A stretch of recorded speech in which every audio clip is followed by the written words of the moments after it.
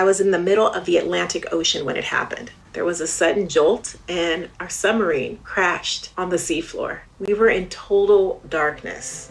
That's Dr. Dejana Figueroa, a marine biologist and STEM teacher, talking about a deep sea dive she'll never forget.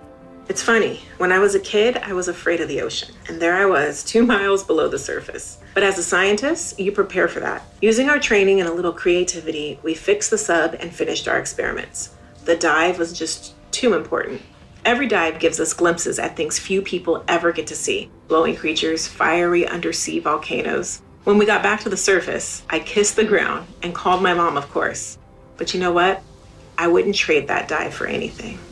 Dr. Figueroa uses her passion for STEM to discover new things and make the world a better place. She can STEM, so can you. Check out She Can STEM for more stories and inspiration. A message from the Ad Council.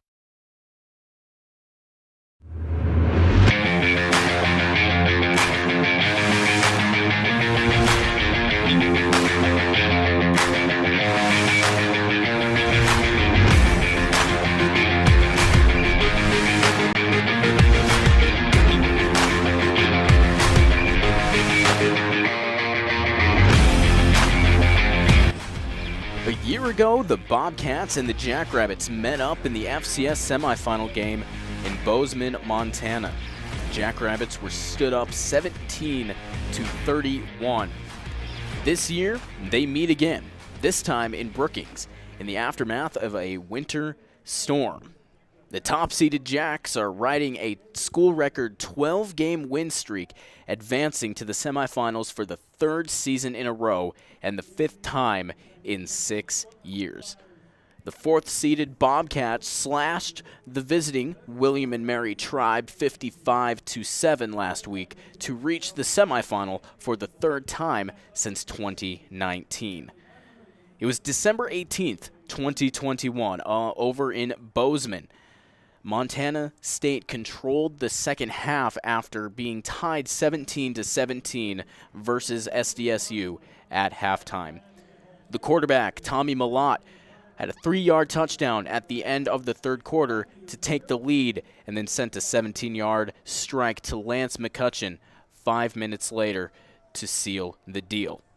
Malott and the high-powered Bobcat offense matches up against the top rushing defense in the nation with a trip to Frisco on the line. We will have it for you when we return. You're listening to Jackrabbit Football on KSDJ Radio. If you're worried your friend may be struggling, remember, you don't have to be there to be there. You could say, how are you, or get a fake tattoo. You can ask with an app if it works for you. You could write them a text or knit them a sweater. If you can't be together, you could write them a letter. Whatever gets you talking. Whatever gets you talking. You could chat on the game, kick off your flip-flops. You can ask on your couch while you binge watch. However you do it, you gotta ask a friend. And if they don't share, you can ask again. Whatever gets you talking. Whatever gets you talking. Reach out to a friend about their mental health. Learn how you can help at seizetheawkward.org. Brought to you by the Ad Council, American Foundation for Suicide Prevention, and the JED Foundation. This portion of KSDJ 90.7's broadcast is brought to you by Guadalajara's. Located at 1715 6th Street in the Village Square Mall, Guadalajara's specializes in authentic Mexican cuisine. Guadalajara's opens at 11 a.m. every day and closes at 10 p.m. Monday through Thursday, at 10:45 p.m. on Fridays and Saturdays, and at 9:30 p.m. on Sundays. Weekly margarita specials are offered Monday through Wednesday. Guadalajara's, a proud sponsor of KSDJ 90.7. I spent a lot of time in the garage, but even more time in the rain and mud. In 95, I helped tow your moving trailer. And in 09, it was sparks from me, your chains, dragging behind your truck that accidentally started a wildfire. Spark a change, not a wildfire. Visit SmokeyBear.com, brought to you by the U.S. Forest Service, your state forester, and the Ad Council. Only you can prevent wildfires. ended up not making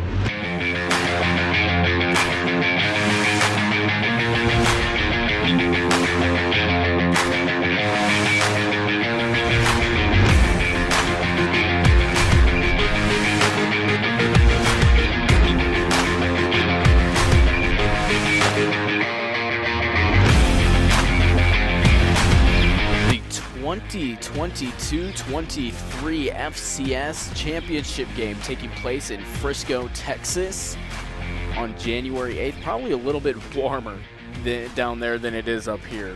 Well, just for both teams, for both sides of the bracket here, we have SDSU playing outside. Fargo was inside. Lucky people up there. Even though they got hit with the blizzard worse than we did down in this area. I'd still be happy playing for a spot to play in Texas. Absolutely, especially in January. Absolutely. I mean, hey, we're down. It's December 17th, and South Dakota State still playing football. That's really a remarkable thing. Let's go ahead and take a look at some standout players from both sides of the ball for both teams. We'll start off with Montana State. Looking at their defense, a local product, a linebacker, Callahan O'Reilly. He anchors the defense. He leads Montana State with 83 tackles and 4 interceptions. He's a real force to be reckoned with on the inside. Sebastian Valdez leads the power up front with the team-high 10 tackles for a loss and 7.5 sacks. So you can really disrupt the pocket and any run game that you might put out there. And then a cornerback, Simeon is good in the secondary. He has 46 tackles, 1 interception, and 4 tackles for a loss, which is pretty decent for a secondary player. Coming now, looking at the offense, of course, last year, Tommy Malott slashed this Jackrabbit team up. He is their leading rusher for the Bobcats. He's thrown for over 1,500 yards and ran for 1,000. The backup, however, quarterback Sean Chambers, a transfer from the University of Wyoming, is the second leading rusher behind him. He has 835 yards. Sean Chambers came to MSU from Wyoming with the head coach Brent Vigen, who is the former UW OC. The senior running back Isaiah Ifanse is a solid number 1 back, but MSU will run a lot more with the quarterback-designed runs. Compared to Holy Cross and Matt Sluka's scrambles. Last week, the Jackrabbit defense had a little bit of trouble keeping Sluka in there, but Sluka, most of the time, it was pass plays, and he ran out of the pocket. It was scrambles because the defense disrupted him.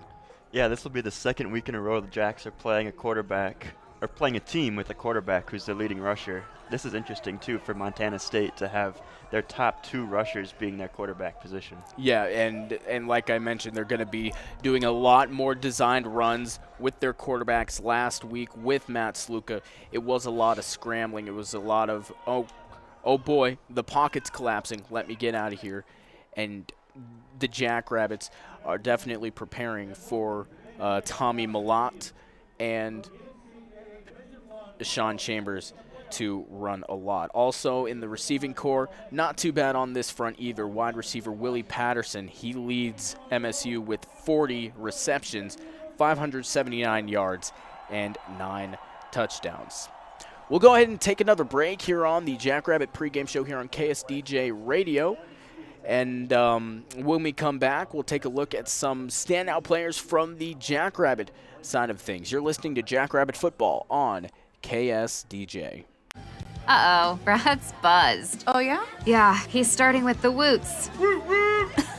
And now a speech. I just want to say that friendship is about heart and brain.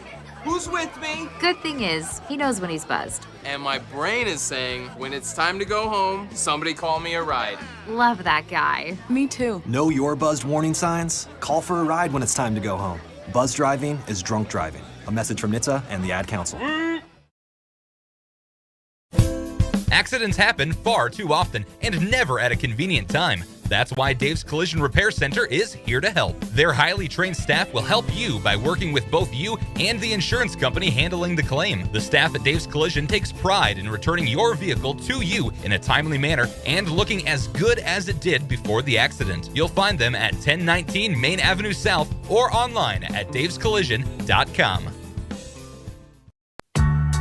When you're high, you feel different. You think different, you talk different, you draw different, you listen to music different, but you probably knew that. Problem is, you also drive different, and not in a good way. That's why driving high is illegal everywhere. So if you're high, just don't drive. Make a plan to get a sober ride. Because if you feel different, you drive different. Brought to you by NHTSA and the Ad Council. Here's a fun fact for you. The average chameleon can point their eyes in 2 different directions. On the other hand, the average human can't. So unless you're a chameleon, there's absolutely no way you can focus on texting and driving at the same time. So don't do it, unless you're a chameleon. Visit StopTextsStopWrecks.org. A message brought to you by the National Highway Traffic Safety Administration, Project Yellow Light, and the Ad Council.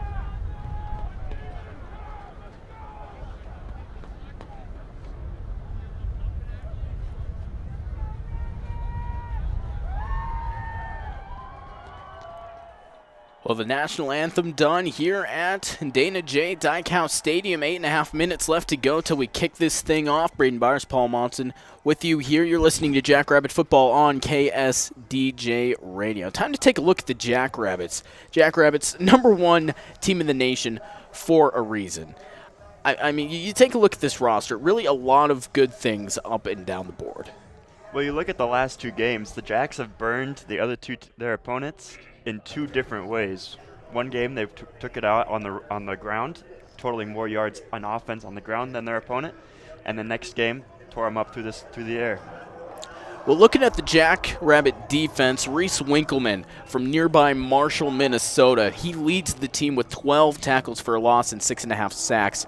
He teams up with Caleb Sanders, who has 32 tackles and 8 TFLs, Kane Trevere and Ryan Van Marl to make up the front line of the Jackrabbit defense. Jason Freeman in the middle. He's the team leader in tackles with 68, while also recording 10 tackles for a loss. And in the secondary, Isaiah Stallbird and Savion Williams back up those front lines, along with Cale Reeder and Dyshawn Gales, who are tied with 3 interceptions, which is the team high. On the offense, Mark Gronowski has a 65% completion percentage, throwing for over 2,500 yards this season. He led the Jacks to the national championship in the 2020-21 spring season, which is the last time SDSU made it. Montana State coming out onto the field here.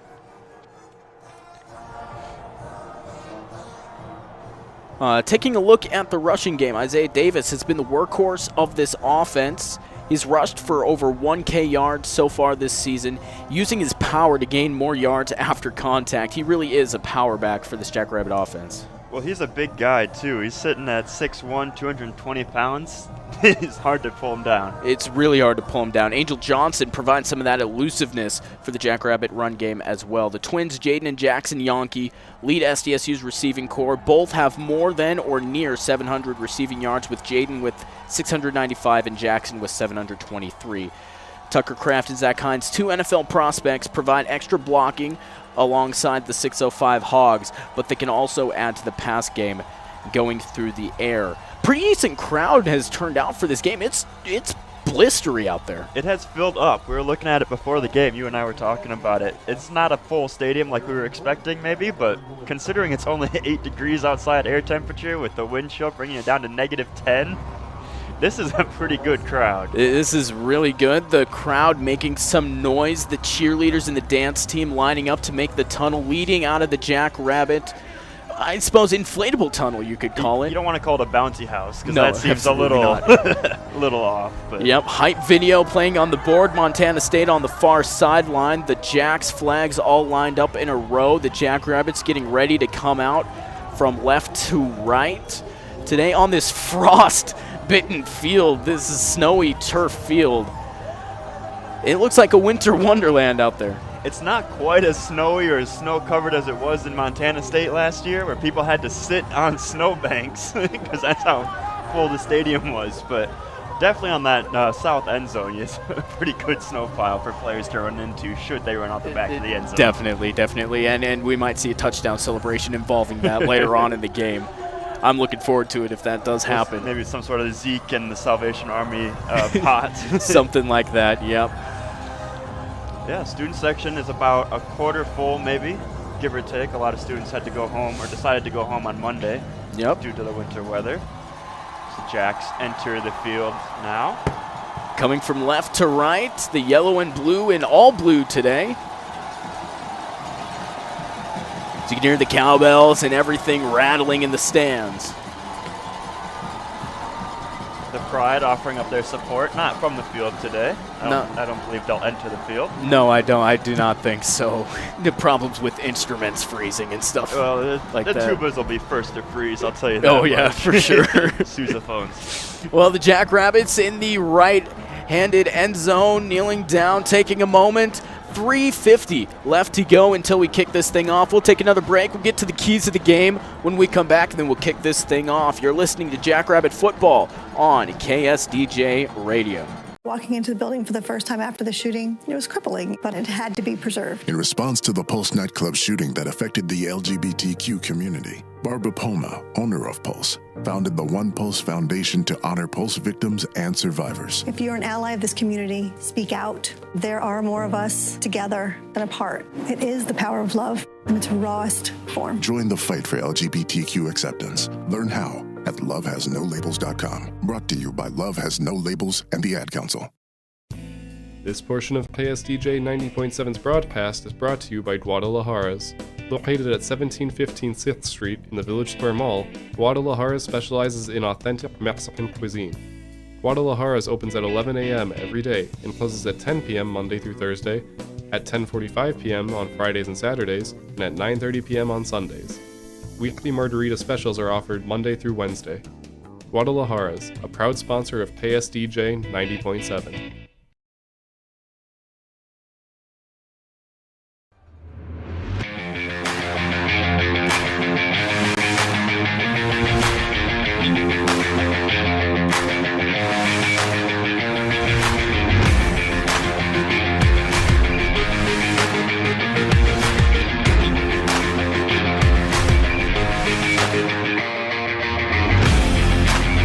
Two teams approach at the midfield Jackrabbit logo, getting ready for the coin toss. We'll see if we can listen into that.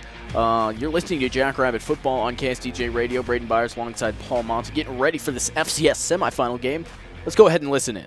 I have a coin, the helmet is heads, the football will be tails. Montana State, you're the visitors, you call. You call the heads. It is a heads, you won the toss. Montana State defers for the second half. You want the ball, we're playing the kick. Put your left this way. South Dakota State will receive at this end. All right, so Montana State winning the coin toss, electing to defer to the second half. The Jackrabbits will get the ball first. Let's look at the keys to the game. First for Montana State, number one, and I think probably the most important, you got to stop Isaiah Davis. You got to stop that power back. He has a lot of power. The defense must be physical and bring him down on the first try with the first contact. Even better for him if they could get it to work, get into that backfield, get some penetration, and stop Isaiah Davis even for negative yards would be ideal for them. Montana State also needs on offense to establish the ground attack. The Jackrabbit defense is really good at stopping the run, but if they spread it around towards SDSU's perimeter, they can really get a lot of yards, and spreading it from sideline to sideline could be their best option. During this week, I'm sure Coach Stig was prepping his team, telling them, hey, make sure we're ready for Malo to take off out of the backfield. Take the direct snap and just take off. They'll be ready for the run. We'll see if Montana State's creative enough to get around what Stig has prepared. Yep, and exactly as you were saying, number one key for South Dakota State, you got to stop the QB run. They had struggles with Matt Sluka to start last week, but those were just scrambles. They will have designed runs for both Malott and Chambers if he gets into the game today.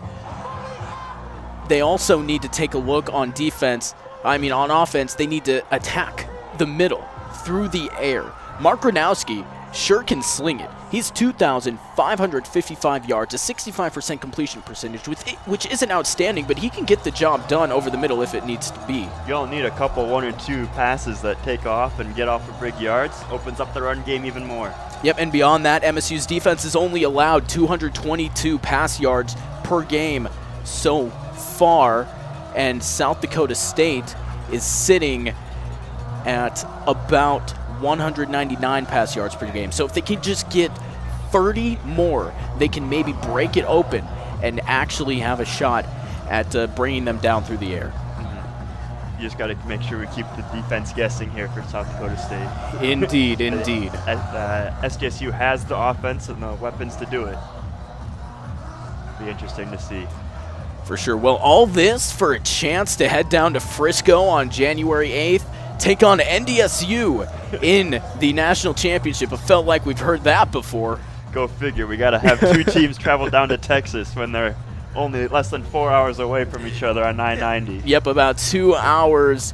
It's going to be a good game either way. A rematch of last year's national championship for Montana State or the rematch of the Dakota Marker. In my opinion, the best rivalry in the country, but we won't get into that. Yeah, I realize, of course, too, I meant 29, not 90. Well, yeah, 29, but numbers are just a figment of our imagination. The big interstates, the big roads. Yeah, well, both games occurred today on that I-29 road, that small one you may have heard of. Yep. NDSU battling back after being down 16-0 early on, only completing 1 pass in the whole entire game, which is really peculiar. That's not usually how they've been playing, and especially coming off of like Trey Lance leaving from North Dakota State, now over in San Francisco. He was starting, now of course he's not. Jimmy Garoppolo, of course, now not starting, and Brock Purdy. And Brock Purdy, the 3rd string, Mr. Irrelevant over there. That's a wild story. We may delve into that a little bit later. But NDSU, Cam Miller really showing off his wheels yesterday. They made it back to Frisco. Big surprise there, looking for their 10th national championship, which is crazy. And something to tie it all back in, head coach Brent Vigen for Montana State. NDSU alum, actually from North Dakota, as am I. And so he's looking to get another crack at his alma mater in the national championship game for the 2nd year in a row. A little bit of delay on the field, not sure really what's going on. The clock's ticked down, we're all ready to go. I wonder if ESPN's in commercial break because they're out there. No, it seems like they're back. There's an official down there that has that red vest on. Not really sure what's going on with that. It looks like it's a Missouri Valley vest instead of an ESPN vest. Does that make a difference? I'm not sure because he's the guy that comes out and signals for the media timeouts. Some just kind of hanging out around the 20. Got 2 or 3 officials there. One in a coat. The other 2 are just out in the stripes. Yeah, not really sure what's going on. Keaton Heidi, I see out there throwing the ball a little bit with the headset on, as the backup quarterback always has the headset on. Yeah, I got to keep Gronowski warmed up here. Did a lot of work before the game, and doesn't want to freeze in negative 10-degree weather. For sure not, and it's easy to do that out here. Well, here, how about now? Now it's a good time to take a little check of the weather out here. Currently, according to the National Weather Service, 9 degrees. Feels like I almost said it feels like 13 below. That's Celsius. My bad. Yeah, it feels like 10 below. Fahrenheit. The wind may be a little bit of a factor today. It's a little breezy out there, 20 miles per hour blowing out of the north and northwest. As you can see, you always use that American flag as a point of reference. It's pretty much horizontal right now. A couple ripples every once in a while, yeah. but it's pretty consistent wind here, and it's coming from the direction the Jacks will be going. So I wonder how that will affect their. Usually teams have a couple of 10, 12 plays drawn up right away to how they want to run the offense off the beginning. But. Yeah, well, as we go into tonight, it will get colder. Imagine that. It's supposed to drop down to a low of about 5 below. The wind is supposed to die down a little bit, however. So, it's a little bit of give and take here. I mean, do you want it to get colder, or do you want the wind blowing in your face the whole time? And the wind is a lot of the big part of it. Like that, you see that wind chill 10 below. It wouldn't be so bad if it wasn't for this wind. I mean, hey, the staple motto of every upper Midwestern person ever to live. Well, it looks like we're finally set to go. The Jackrabbits out, the receiving team, and Montana State, the kicking team. The Bobcats going to kick it off wearing their white uniforms with white helmets and blue pants. Has deep navy blue and prairie gold striping on their helmet. The Jackrabbits wearing their all blues, blue jersey, blue pants, yellow trim around white numerals, and of course those beautiful, beautiful, shiny, glossy white helmets with the Jackrabbit head logo on it. Looks like the student section's even filled up a little bit here since we've been doing pregame. It's a great scene here in Brookings, getting ready to kick it off from left to right, the Bobcats, and we are underway for the second FCS semifinal. Going to be brought down in the end zone by Yankee, and we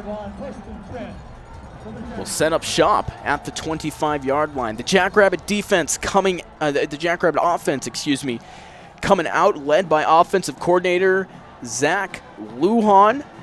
John Stiegelmeier in his 26th season at the helm of the Jackrabbits, his alma mater.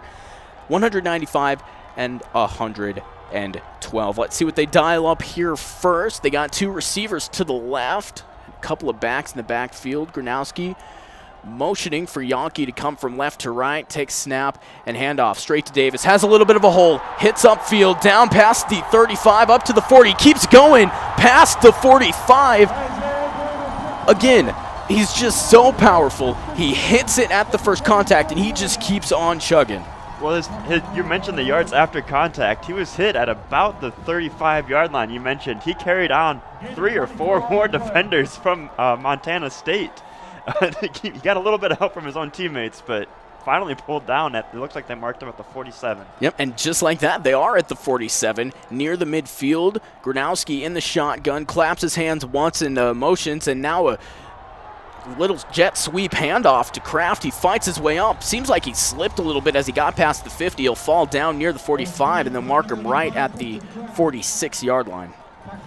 Getting a little bit of a benefit. That's 2 rushing plays. Jackrabbits have run 2 plays, and like we were predicting here at the beginning of the game, Jackrabbits taking it through the ground. Maybe a little bit affected by the wind, maybe a little bit of a game plan with the snow. Flag is still waving a little bit, not as much as it was a couple minutes ago. I mean, it's hard to get inside of a coach's head, so you never know what they're thinking up there. Clap from Gronowski, another clap now, belt high snap, decides to keep it. He has a little bit of green space, gets down to the 40 before he's wrapped up. Another first down for the Jackrabbits. That stop going to be brought down by number 26, Rylan Ort. Gronowski took that snap and just directly to his right. He knew exactly where he wanted to go, read the defense perfectly, splits just inside the tackle and the guard on the right side. Able to fall forward for the first down. Ball's spotted at the 39-yard line. Looks like they gave him the benefit of the doubt there. Yep, just over 13 minutes to go in the first. Still no score. Gronowski steps up towards the line. 2 receivers left, 1 right, back in the backfield. Looking, takes a snap. Now again, a handoff to Davis. Again, he gets stopped up. Chose the wrong route. He had a little bit of a hole on the left side. But again, still got a couple of yards, decent yardage on a first down. It'll set up probably about a 2nd and 6 or 7. Well, and that sets up, that's 4 plays in total for the Jackrabbits so far. and all 4 of them have been on the ground, totaling, so far the Jackrabbits have 39 yards completely on the ground. Maybe they're looking to model after what NDSU did yesterday, only completing 1 pass, looking to keep it on the ground mostly. Except for the comeback part. Yeah, except we don't want to be ahead the whole game. Yep. 2nd and 7 now. Gronowski snap, play action, looking downfield, has Kraft over the middle, 5, touchdown! The Jackrabbits on the board first and quick, might I add. That only took 5 plays for the Jackrabbits to go from a touchback to a touchdown.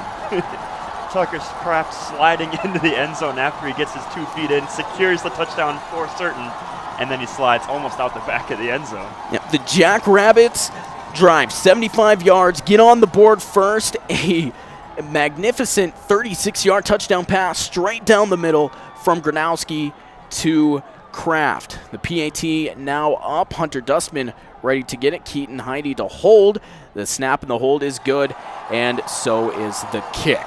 Didn't quite make it on top of the Student Athlete Center, but no, I think it's more impressive. You got it off the front of the roof, and then it fell behind the net somehow. I've never seen that happen here. Yeah, I would agree. I would agree that is more impressive. But what's even more impressive than that? 5-play, 75-yard drive to put the Jackrabbits on the board first. 7-0, just over 12 minutes left to go in the first. We step aside. You're listening to Jackrabbit Football on KSDJ Radio. This portion of KSDJ 90.7's broadcast is brought to you by Guadalajaras. Located at 1715 6th Street in the Village Square Mall, Guadalajaras specializes in authentic Mexican cuisine. Guadalajaras opens at 11 a.m. every day and closes at 10 p.m. Monday through Thursday, at 10:45 p.m. on Fridays and Saturdays, and at 9:30 p.m. on Sundays. Weekly margarita specials are offered Monday through Wednesday. Guadalajaras, a proud sponsor of KSDJ 90.7. I spent a lot of time in the garage, but even more time in the rain and mud. In 95, I helped tow your moving trailer. And in 09, it was sparks from me, your chains, dragging behind your truck that accidentally started a wildfire. Spark a change, not a wildfire. Visit SmokeyBear.com, brought to you by the U.S. Forest Service, your state forester, and the Ad Council. Only you can prevent wildfires. Uh-oh, Brad's buzzed. Oh, yeah? Yeah, he's starting with the woots. And now a speech. I just want to say that friendship is about heart and brain. Who's with me? Good thing is, he knows when he's buzzed. And my brain is saying, when it's time to go home, somebody call me a ride. Love that guy. Me too. Know your buzzed warning signs? Call for a ride when it's time to go home. Buzz driving is drunk driving. A message from NHTSA and the Ad Council.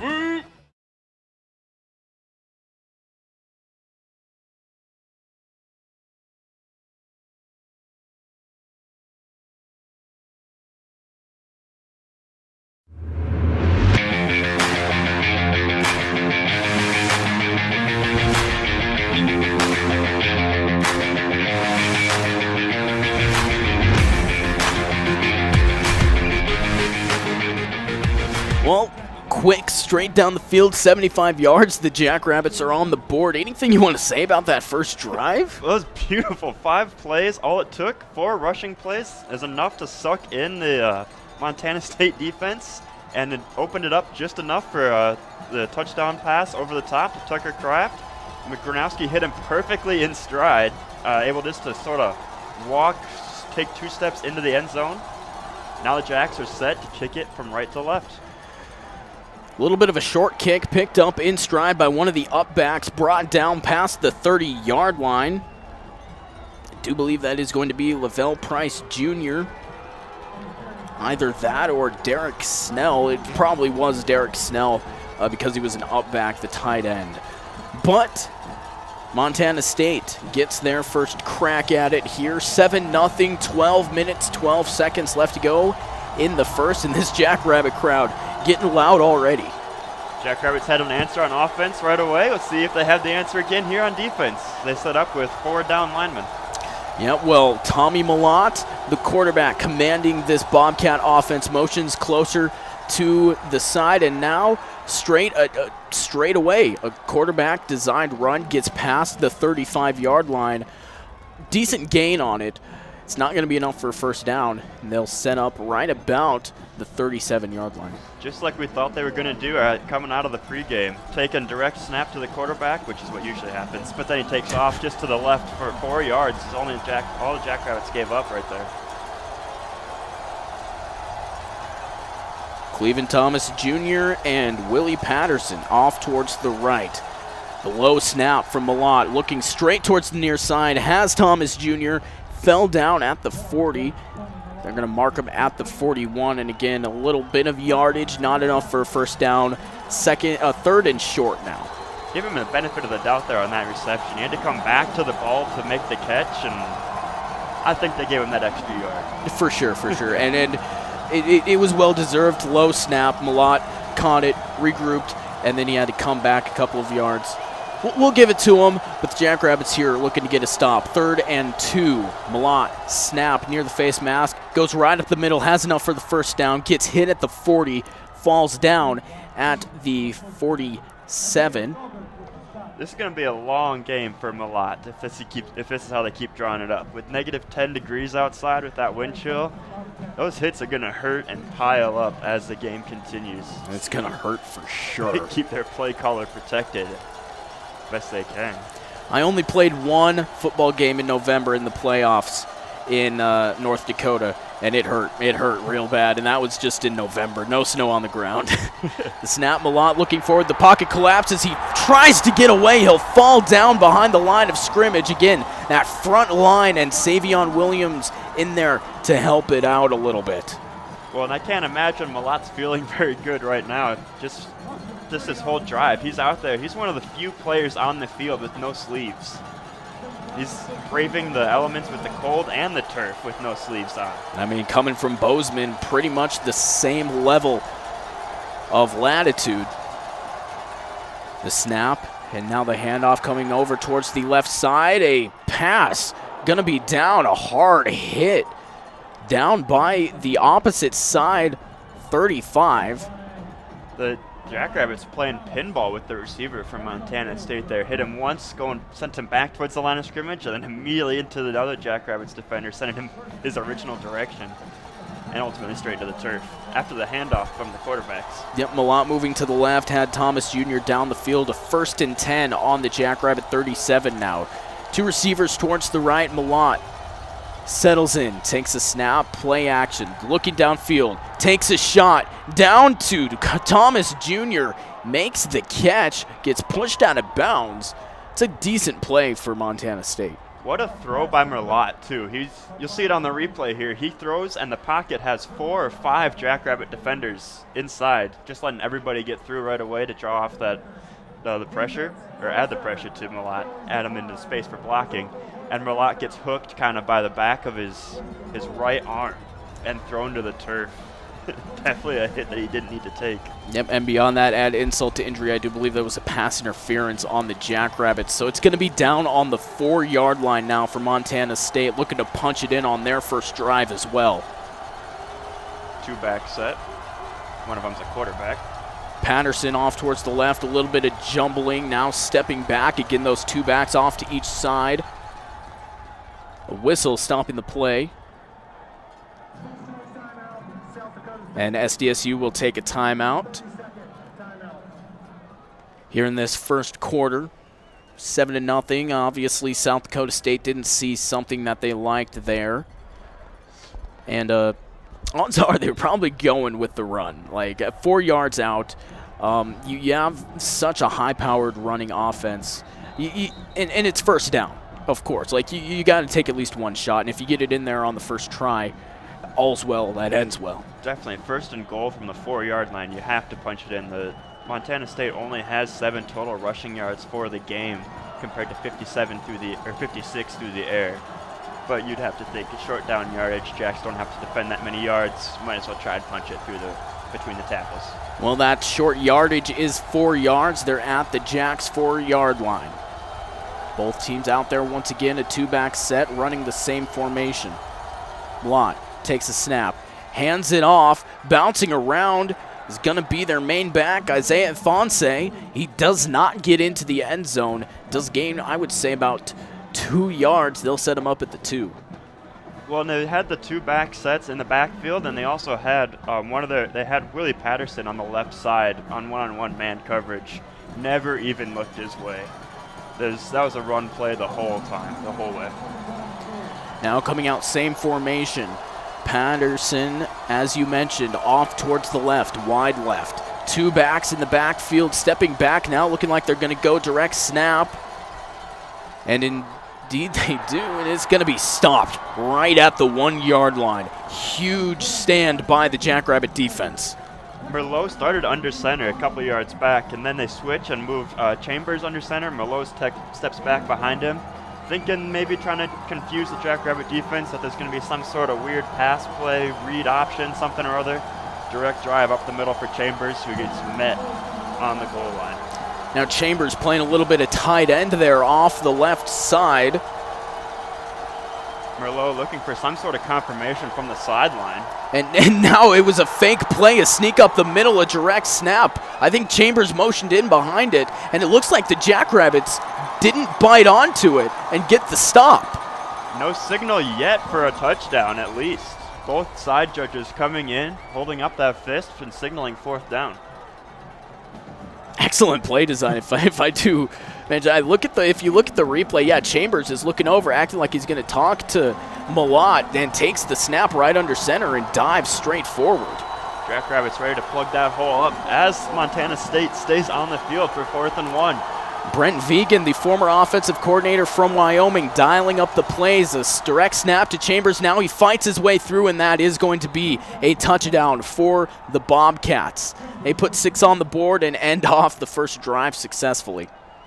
That was just a quick and easy get the lineman snap out, snap to the quarterback, and just kind of take over, not quite a chop block, but just take out the defensive lineman, create enough vertical space for the quarterback to jump over the top and reach in. Well, it took about twice the amount of plays that it did for the Jackrabbits, but that doesn't matter. All that matters is the points are on the board. The snap going to be fumbled on the PAT, brought up now, going around the edge on the left side. That's going to be no good, and the Jackrabbits maintain the lead off of the botched PAT. I wonder how much of that was snow or how much of that was pressure by playing in the FCS semifinals. Blake Glessner picked it up and tried to run it around. Could not get it to go in, so the Jackrabbits keep the lead. 7-6, 6:55 left to go in the first quarter. We will step aside here on KSDJ. When we come back, we'll have more action for you. You're listening to Jackrabbit Football on SDSU Student Radio. Accidents happen far too often and never at a convenient time. That's why Dave's Collision Repair Center is here to help. Their highly trained staff will help you by working with both you and the insurance company handling the claim. The staff at Dave's Collision takes pride in returning your vehicle to you in a timely manner and looking as good as it did before the accident. You'll find them at 1019 Main Avenue South or online at davescollision.com. When you're high, you feel different. You think different, you talk different, you draw different, you listen to music different, but you probably knew that. Problem is, you also drive different, and not in a good way. That's why driving high is illegal everywhere. So if you're high, just don't drive. Make a plan to get a sober ride. Because if you feel different, you drive different. Brought to you by NHTSA and the Ad Council. Here's a fun fact for you. The average chameleon can point their eyes in 2 different directions. On the other hand, the average human can't. So unless you're a chameleon, there's absolutely no way you can focus on texting and driving at the same time. So don't do it, unless you're a chameleon. Visit StopTextsStopWrecks.org. A message brought to you by the National Highway Traffic Safety Administration, Project Yellow Light, and the Ad Council.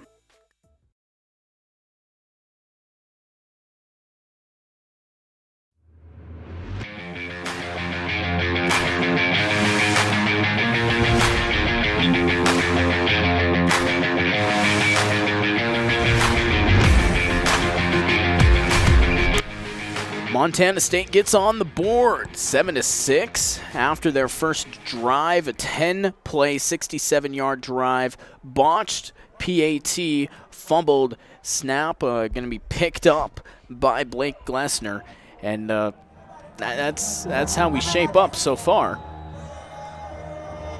6:55 left in the first. 6-7, advantage South Dakota State as they get set up to receive.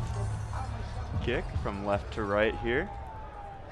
Yankee's going to bring it down at the 4, drops it a little bit, picks it up, and then hits the Jets. Coming around near side, down by the 20. He'll stop and slide on the turf, and that's where they will set up. It definitely could have been worse. It looked almost like he was getting set up to shoot a free throw. Like some players have routines where they go and dribble the ball once or twice maybe. He was just getting set up, bounce the ball once, and then take off. And he dropped the ball, stepped into it, and then hit the Jets from there. 6:49 left in the first, 7-6. The Jackrabbit offense gets another crack at it. Gronowski 2 for 2 through the air. Isaiah Davis 2 rushes for 25 yards. 5 plays only to drive 75 yards for their first touchdown. The snap from Gronowski, a handoff to Davis straight away again. He tried to get the edge. That's going to be Johnson in the backfield, getting close to the 30-yard line. They'll mark him at between the 33 and the 34. The 32 and the 33. My bad on that one. After completing the handoff, Gronowski took a couple steps further from the line of scrimmage and faked a pass. Nobody was fooled by Montana State. 7-6. Jackrabbits line up in their familiar formation. Johnson coming behind Gronowski now. Take handoff, play action to Johnson. Has Yankee straight over the middle. Dives forward after getting wrapped up near the Jackrabbit logo. Signals first down with a little bit of bow and arrow action. His brother right there to celebrate with him. Standing on the near hash. Yankee in the middle between the two hashes on the logo. Yep, Jaden Yankee with the reception. He currently, coming into this game, he led the team with yards per catch at 15 yards. Jackrabbit set up with a new set of downs here on their own 46-yard line. 2 receivers off towards the right, single off left. Play action again, Gronowski over the middle, had Kraft, overshot him a little bit. He put his one arm up, couldn't corral it in. It's going to be Gronowski's first incomplete pass of the day. A couple down linemen for the Jacks, not injured, but just after the play. Gus Miller was on the ground, so pressure was definitely coming into the pocket for Gronowski, which may have pushed the pass a little bit hard, a little bit early. It's going to be 2nd and 10 now for the Jacks. Up by 1 here early in this game. 5.5 minutes left to go in the first. Trips right. Gronowski stepping up to Gus Miller. Going to take the snap directly from under him. Pushes forward. Gets maybe 4 or 5 yards, and he's still pushing. Not quite down yet. They'll finally whistle the play dead. Just follows the center immediately after the snap. No hesitation. Completely designed quarterback sneak from the 46-yard line. It's not something you see too often, at least in that fashion. Maybe a quarterback sneak up off the side or on the edge, but that's a goal line play usually. Yeah, I mean, that's where the phrase quarterback sneak came from, like just sneaking behind the center, sneaking behind the big boys. The 605 Hogs line up, 2 receivers off towards the right and 1 to the left. The snap, Gronowski chest high, stepping towards the right, has a little bit of green space, jukes upfield. He stopped at the 45 of the Bobcats. I do believe just 1 yard short. Nope, they're going to go ahead and give it to him at the 46. Excuse me, the 44. Well, Gronowski was running down that right side of the offensive line. Had 2 hands on the ball, looking like he was ready to throw. He could have thrown at any moment. Decided to take it down and get off enough yards for the first down. Handoff straight to Davis, pushing. He gets wrapped up right at the line of scrimmage. Nothing doing there. It's interesting that you mentioned Gronowski taking off on that last play into some green space, because it's typically green space. Typically green.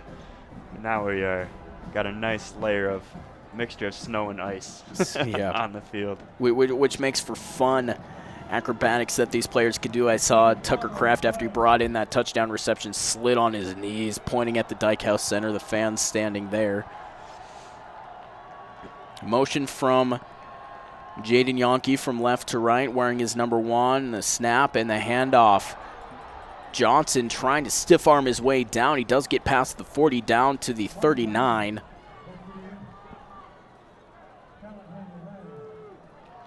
With that rush, Jackrabbits have moved up above 50 yards of rushing offense and have a total of 54 yards on the ground. Still not more than their passing total, however, 61.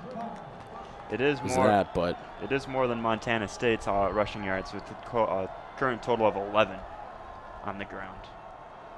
Double receivers to the left, 2 tight ends set to the left, 2 receivers off towards the right. Davis makes a man miss, keeps fighting down to the 20, and he dives forward down to the 18-yard line. Well, and Davis received a key block about 10 yards from the line of scrimmage from Mason McCormick. Plays a little bit of hide and seek with the defender, running around Mason. Ultimately able to get around the defender and drag him for another 5 or 6 yards on this snowy, icy field we were just talking about. If you look at the field when they're running, it almost looks like it's water coming up in like a rain game, like I think more fondly of the Chicago Bears when I think of rain games over there in at Soldier Field. But it kind of looks like that. A direct snap to Davis now. Jukes pass now back towards the middle in between the hash marks. He'll fight forward again for a decent gain, getting closer to the first down marker. Looks like they're gonna give him the benefit here. Mark him down at the 13-yard line as he propels the Jackrabbits offense to 80 total rushing yards, now eclipsing their total passing yards for 141 total yards on the day. 2nd and 4, $1:49 left to go in the first, 7-6. The Jackrabbits lead it, driving deep in Bobcat territory. Chest high snap, Gronowski, handoff to Davis, cutting upfield, diving, getting, pushing down to the 6-yard line. That will be enough for a Jackrabbit first down. As the Jacks set up with a minute and a half left to go in the first.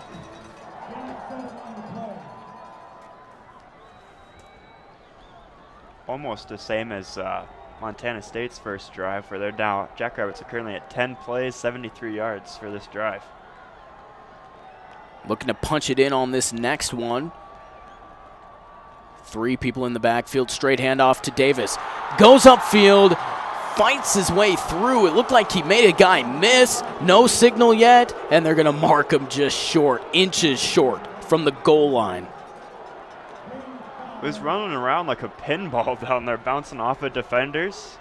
Quick play from the Jackrabbit to push in from Gronowski, and that indeed is a South Dakota State touchdown. No signal yet. There it is. I was like, what more do you need? Gronowski's inside the end zone. His hips were over the goal line. Couldn't have been much further in. Touchdown South Dakota State, 13-6 here in Brookings.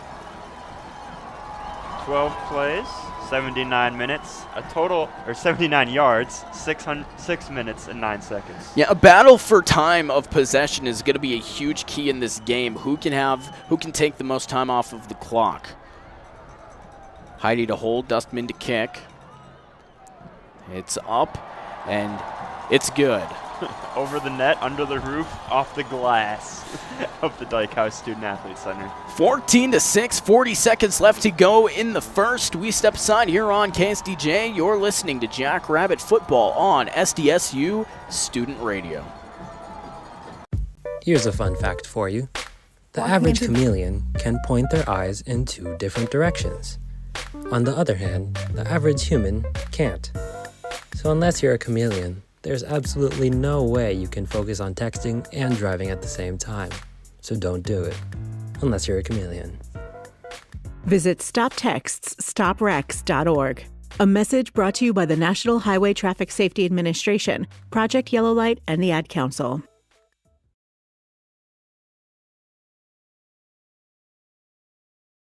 Walking into the building for the first time after the shooting, it was crippling, but it had to be preserved. In response to the Pulse nightclub shooting that affected the LGBTQ community, Barbara Poma, owner of Pulse, founded the One Pulse Foundation to honor Pulse victims and survivors. If you're an ally of this community, speak out. There are more of us together than apart. It is the power of love in its rawest form. Join the fight for LGBTQ acceptance. Learn how at lovehasnolabels.com. Brought to you by Love Has No Labels and the Ad Council.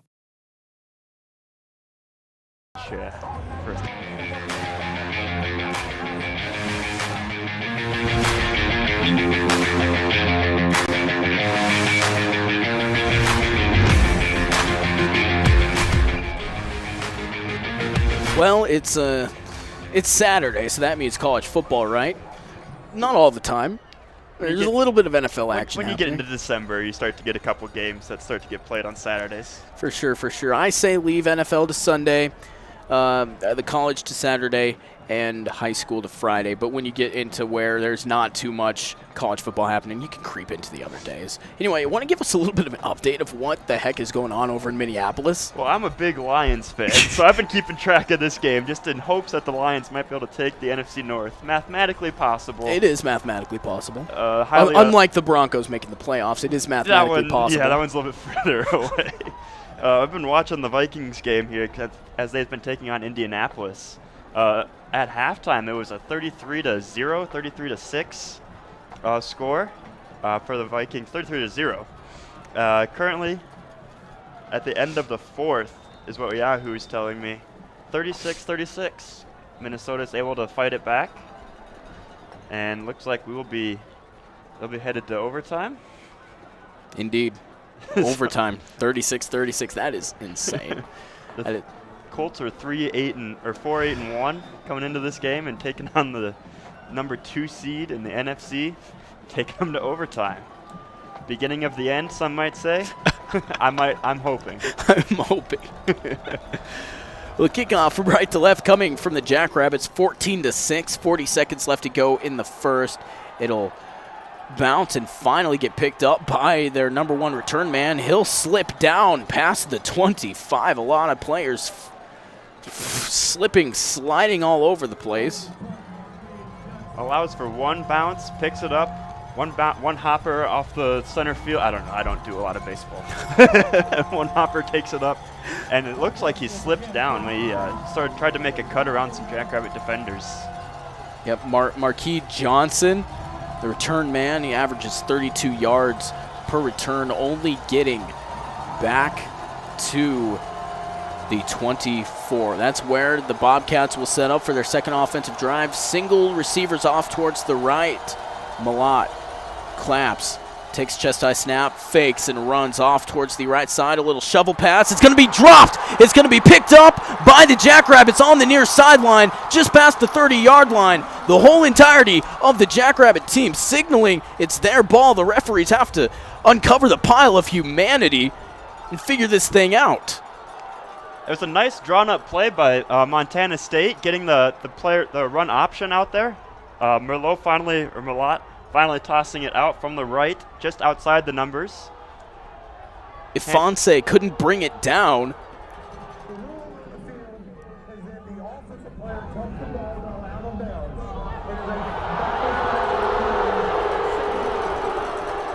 So the ruling on the field is that Montana State will retain possession.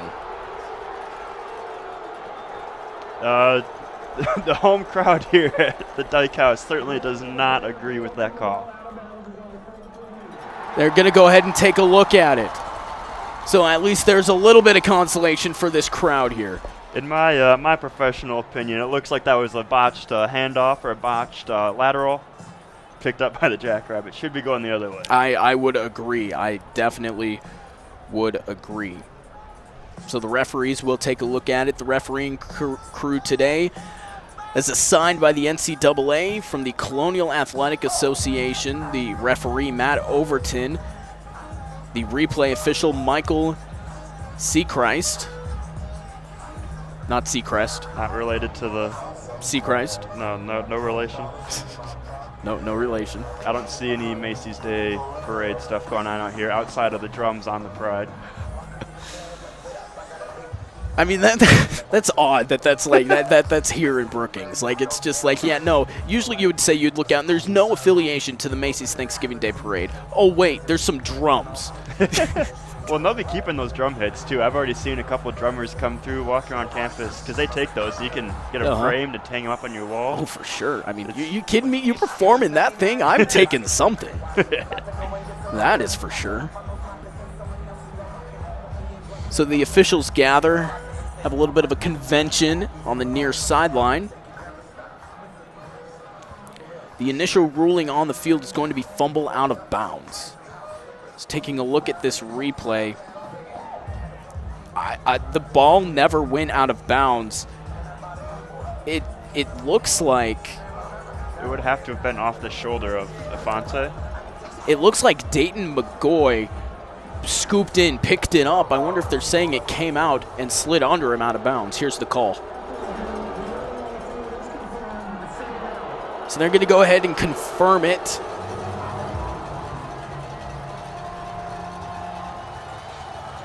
Montana State sends their offense back onto the field.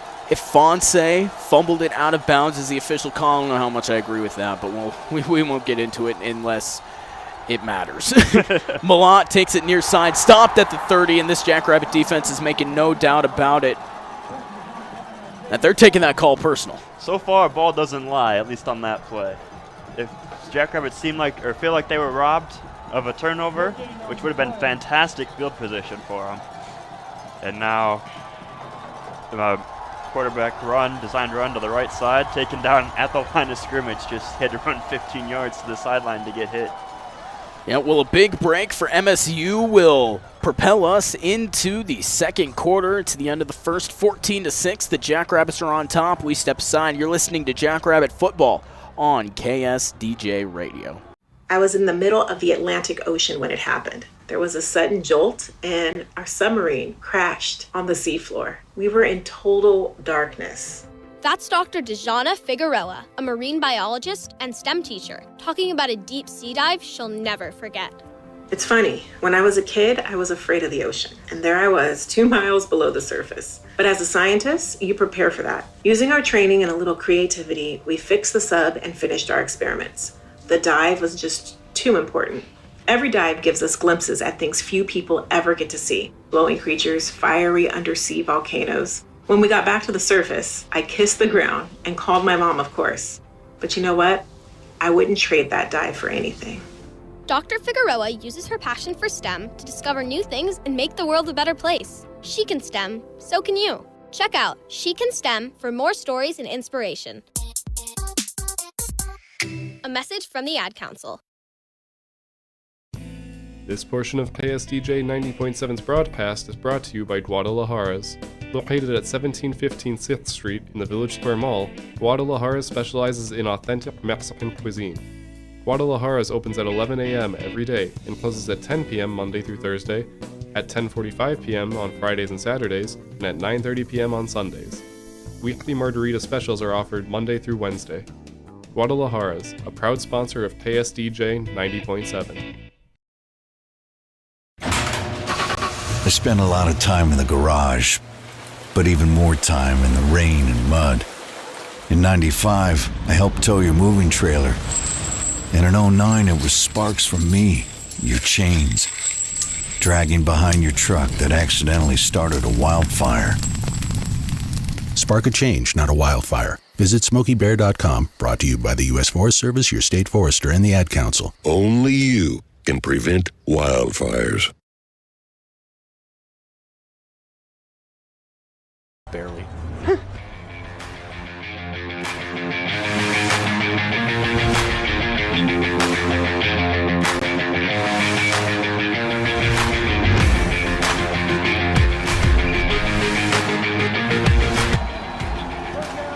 Fourteen to 6, 15 minutes, a fresh 15 minutes on the clock here in the second quarter.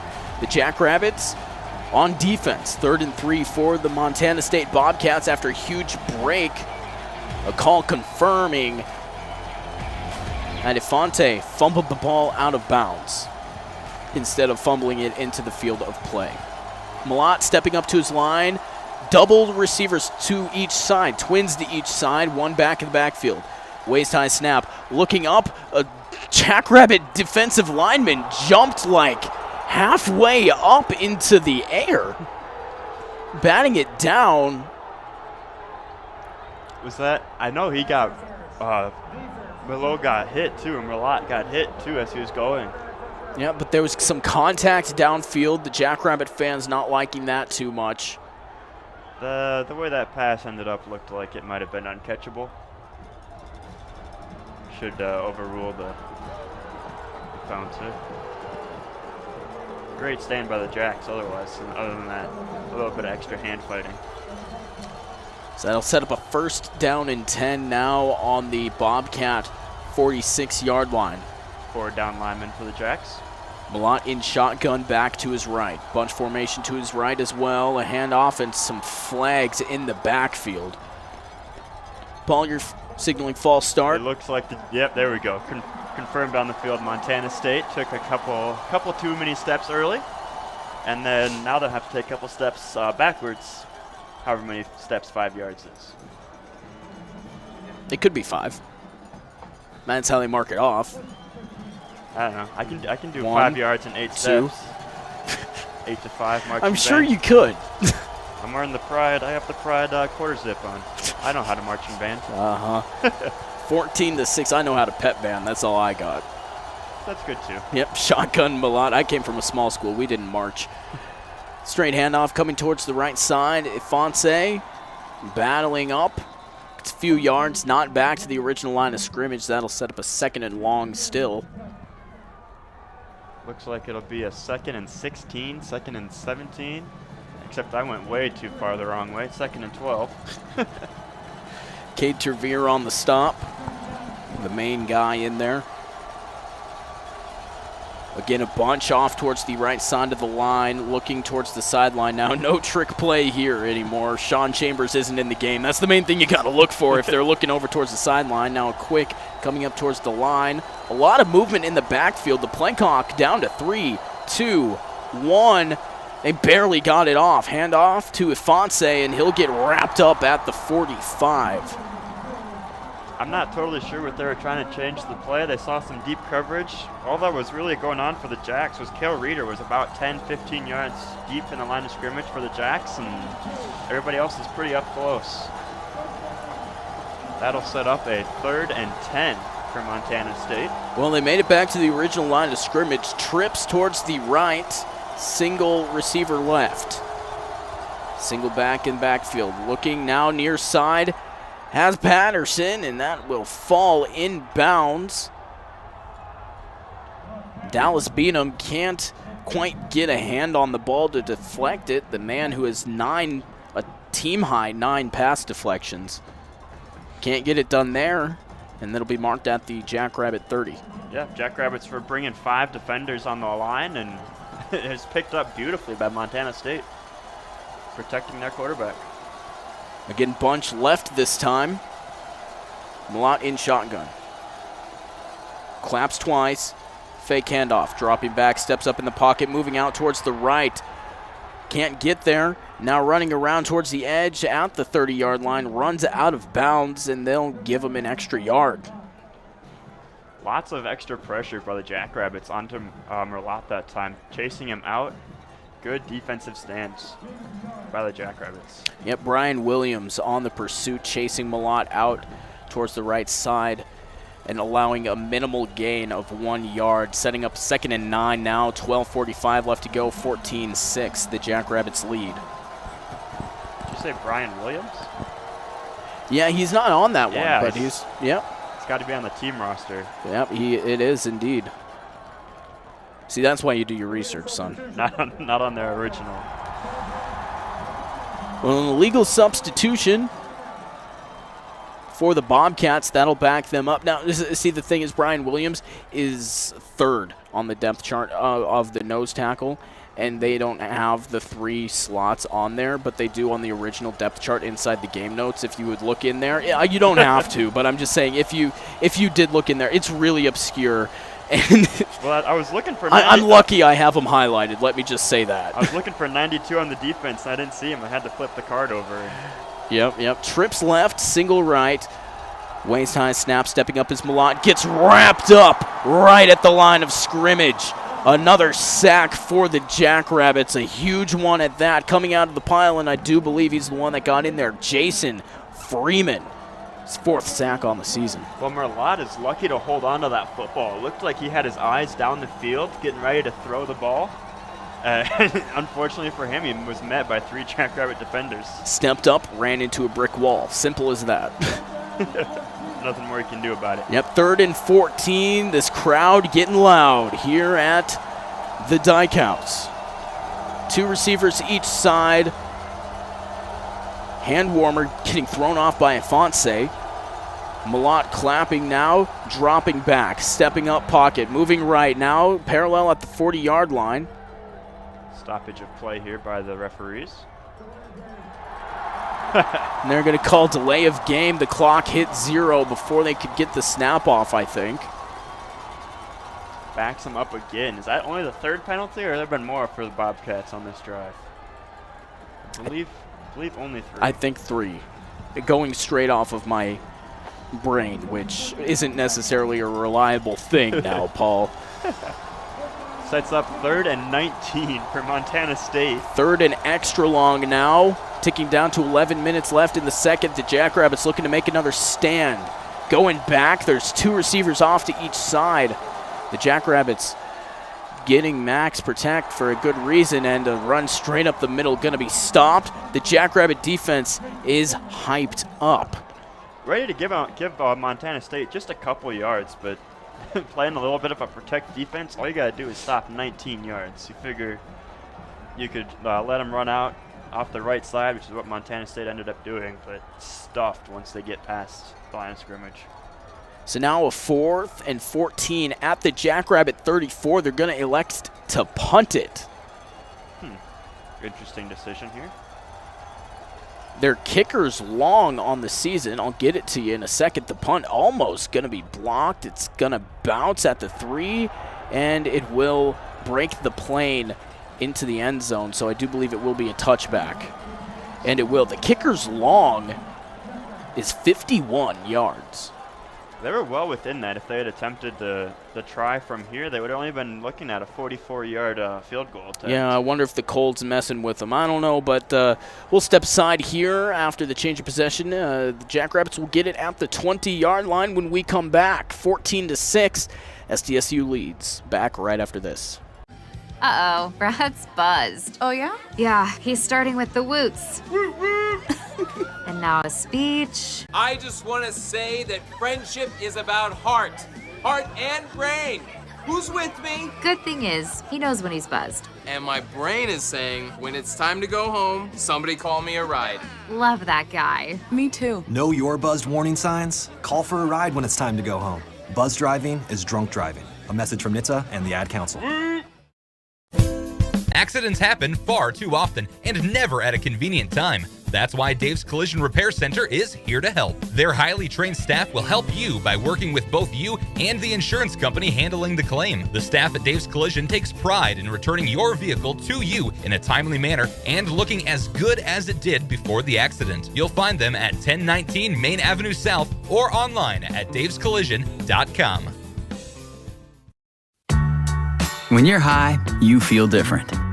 You think different, you talk different, you draw different, you listen to music different, but you probably knew that. Problem is, you also drive different, and not in a good way. That's why driving high is illegal everywhere. So if you're high, just don't drive. Make a plan to get a sober ride. Because if you feel different, you drive different. Brought to you by NHTSA and the Ad Council. Not how that should.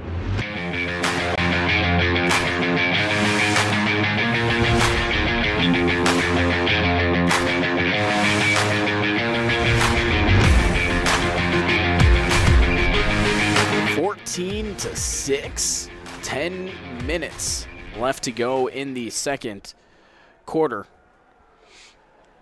Getting a decent crowd on hand, really. Like, These people really showed out, and the people on the far stands getting a little bit of treatment for that, getting a little sunshine on them. We can go back to a sunshine check from 2 weeks ago. Last week we didn't really need one, but this time we got about the 45 on the 35 on the left side going into the end zone. Yeah, you see that right there? That is a sponsorable segment. I won't say a name until I get some money. Yeah, Someone's right. Spotlight. Right, Gronowski taking up, moving upfield, gets past the 45, almost down to the 40. The Jackrabbits starting off with an electric play here on this drive, 14-6. This is only their third, correct? Yeah. So their previous 2 drives ended in a touchdown. Well, they just upped their total yards of offense from 154. That a big advantage, 154 to 109 total yards over Montana State. Now they have a bigger advantage, 170 to 109. And they're going to keep pounding it. 14-6. Now under 10 minutes left to play in the second. Jackson Yonke alone on the right side. Now a motion from Kraft, a fake handoff. Gronowski looks downfield, has Johnson moving, gets hit at near the 40-yard line, gets up right away. That was a hard hit for him. Some players on the sideline even calling for a flag for a helmet-to-helmet or some sort of extra contact after the play. He's going to come off, and he's just going to take a little bit of a breather. They'll be like, okay, let's slow this down a bit. That's a heater break right there. That amount of play that deserves a heater break. Ball at the 41 of the Bobcats now, moving into Montana State territory. The Yonke twins off towards the left. Davis in the backfield directly behind Gronowski, a couple yards behind him. Chest high snap, handoff. Davis hits up the field, 30, 25, 20, 10, 5, touchdown, reaching towards the right side, shaking his head, celebrating with his team in the back of the end zone. The Jackrabbits broke this thing wide open so far, 20-6. 3 plays for 80 yards, a minute and a half total for the Jackrabbits to go down the field and score. The run immediately started off to the left for Davis, cuts it back, gets a key block downfield, and turns it into the end zone. Davis already 105 yards rushing today. It's not even halftime yet. It's not even halftime. 8 minutes and 47 seconds as the PAT unit coming out, as there was an injured player on the field. Do believe that was Ty Okada, the safety / cornerback. He'll just go ahead and walk off the field instead of joining his teammates down near the end zone. He was getting ready to go and join them. It looked like. Thought he was going to be part of the he was PAT, walking that way, but he must have counted and be like, well, there's already 11 out there. one of the medical staff just gives him a good yell. Hey, man, come back. Ty, we got to go back to the sideline. Get you a Gatorade or Powerade, whatever we're sponsored. Yeah, it looks like stoppage in play. They're going to go ahead and take a look at this. I wonder if it's to see if he dropped the ball before he entered the end zone, because he dropped it pretty early.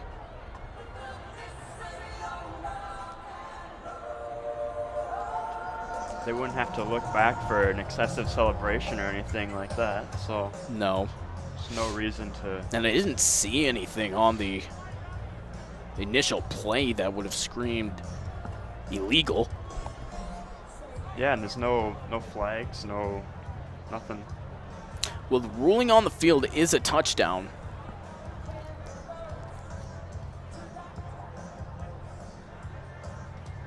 Well, 20-6. As we take a break here from our game where they look at the replay, I'll take a look over here at our Vikings. Keep you updated. Currently 36-36. My screen says 2nd and 10 at Indianapolis's 40-yard line with 22 seconds left. So it looks like this is going to turn into a tie unless the Vikings can get maybe 5-10 more yards, bring out Joseph. Yep, the ruling on the field does stand. They were looking at whether or not Davis dropped the ball before he hit in the end zone. He did not. So the PAT unit will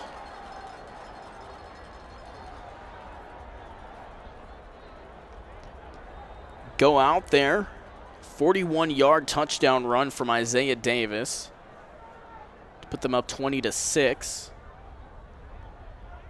Dustman's kick is good. 21-6 now is the score. 8 minutes, 47 seconds. The Jackrabbits are up pretty big here in the first half. Don't go anywhere, though. Anything can happen here in the FCS playoffs, and that is for sure. We'll take another break here on KSDJ. You're listening to Jackrabbit Football. We'll be back right after this.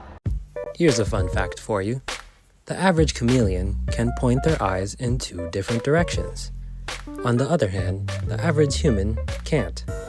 So unless you're a chameleon, there's absolutely no way you can focus on texting and driving at the same time. So don't do it, unless you're a chameleon. Visit StopTextsStopWrecks.org. A message brought to you by the National Highway Traffic Safety Administration, Project Yellow Light, and the Ad Council. Walking into the building for the first time after the shooting, it was crippling, but it had to be preserved. In response to the Pulse nightclub shooting that affected the LGBTQ community, Barbara Poma, owner of Pulse, founded the One Pulse Foundation to honor Pulse victims and survivors. If you're an ally of this community, speak out. There are more of us together than apart. It is the power of love in its rawest form. Join the fight for LGBTQ acceptance. Learn how at lovehasnolabels.com. Brought to you by Love Has No Labels and the Ad Council. This portion of KSDJ 90.7's broadcast is brought to you by Guadalajara's. Located at 1715 6th Street in the Village Square Mall, Guadalajara specializes in authentic Mexican cuisine. Guadalajara's opens at 11 a.m. every day and closes at 10 p.m. Monday through Thursday, at 10:45 p.m. on Fridays and Saturdays, and at 9:30 p.m. on Sundays. Weekly margarita specials are offered Monday through Wednesday. Guadalajara's, a proud sponsor of KSDJ 90.7.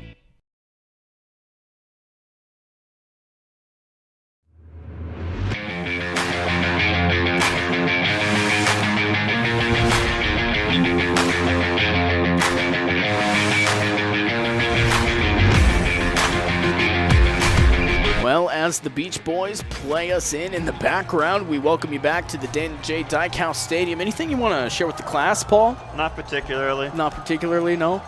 Vikings, I think that clinches the division, doesn't it? I have no idea. I have no idea. I think that puts them enough games ahead. I should pay more attention to that now that the Broncos are out. I should focus my full attention on the Vikings now. By the skin of their teeth, Joseph puts in a 40-yard field goal right down the middle, it looks like, to come back.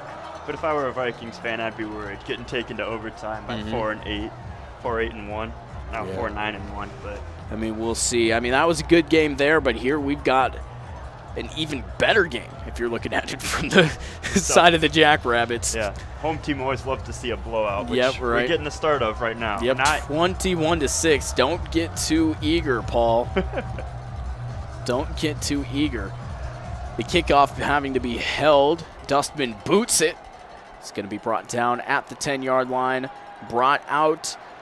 Going towards the near sideline. 40 cuts back upfield, down now to the 45. Dustman able to get in there on the breakaway and slow him down just enough. Slow down the return just enough for the rest of his teammates to catch up and bring him down. Bring down the returner. Marquis Johnson on the return, and that'll get him out to the 45-yard line, and that's where they will set up shop, set up settlement here with 8.5 minutes remaining in the second quarter. But Montana State really trying to dig themselves out of a hole with 8.5 minutes left in the first half. They'd like to just get anything on the board and get some points here. Trips right. Now a motion coming across. Handoff to Ifanse. Gets stopped right at the line. And in fashion, as it's been all day, the Jackrabbits stuffing the run game of Montana State. That run increases their total from Montana State up to 29 total yards on the ground. Adam Bach, the previously injured linebacker, in on the stop. Set up a 2nd and 10. Ticking down to 8 minutes now. Left in the second, 21-6 advantage, SDSU. Receiver shadowing another on the right, single on the left. Keeper by Malott, and he gets wrapped up too. That's a Malat sandwich right there. That's a Malat sandwich if I've ever seen one, Paul, and I don't think I've ever seen one yet.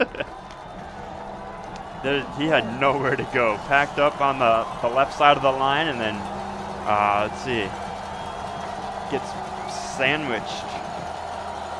I'm not seeing the number on the scorecard. Yeah. Other lineman by the Jackrabbits comes over, sniffed the play out the whole way, and able to to close it out. 2 men on 1. Yeah, there were 3 in the area, 2 that sandwiched him, and now a whole host of receivers out. They've got 2 on the left, 3 on the right. Malat by himself in the backfield, stepping back. And now the pocket collapses. He almost falls down. Now he steps up, gets wrapped up. Another tackle for a loss and another sack by the Jackrabbits. Well, Tavir gets into the backfield to start the pressure and starts moving Malat forward, and he runs into his own lineman, offensive lineman, able to bounce off of him and stay upright. However, unfortunately for him, he runs right into 2 more Jackrabbit defenders and is pulled down in the backfield.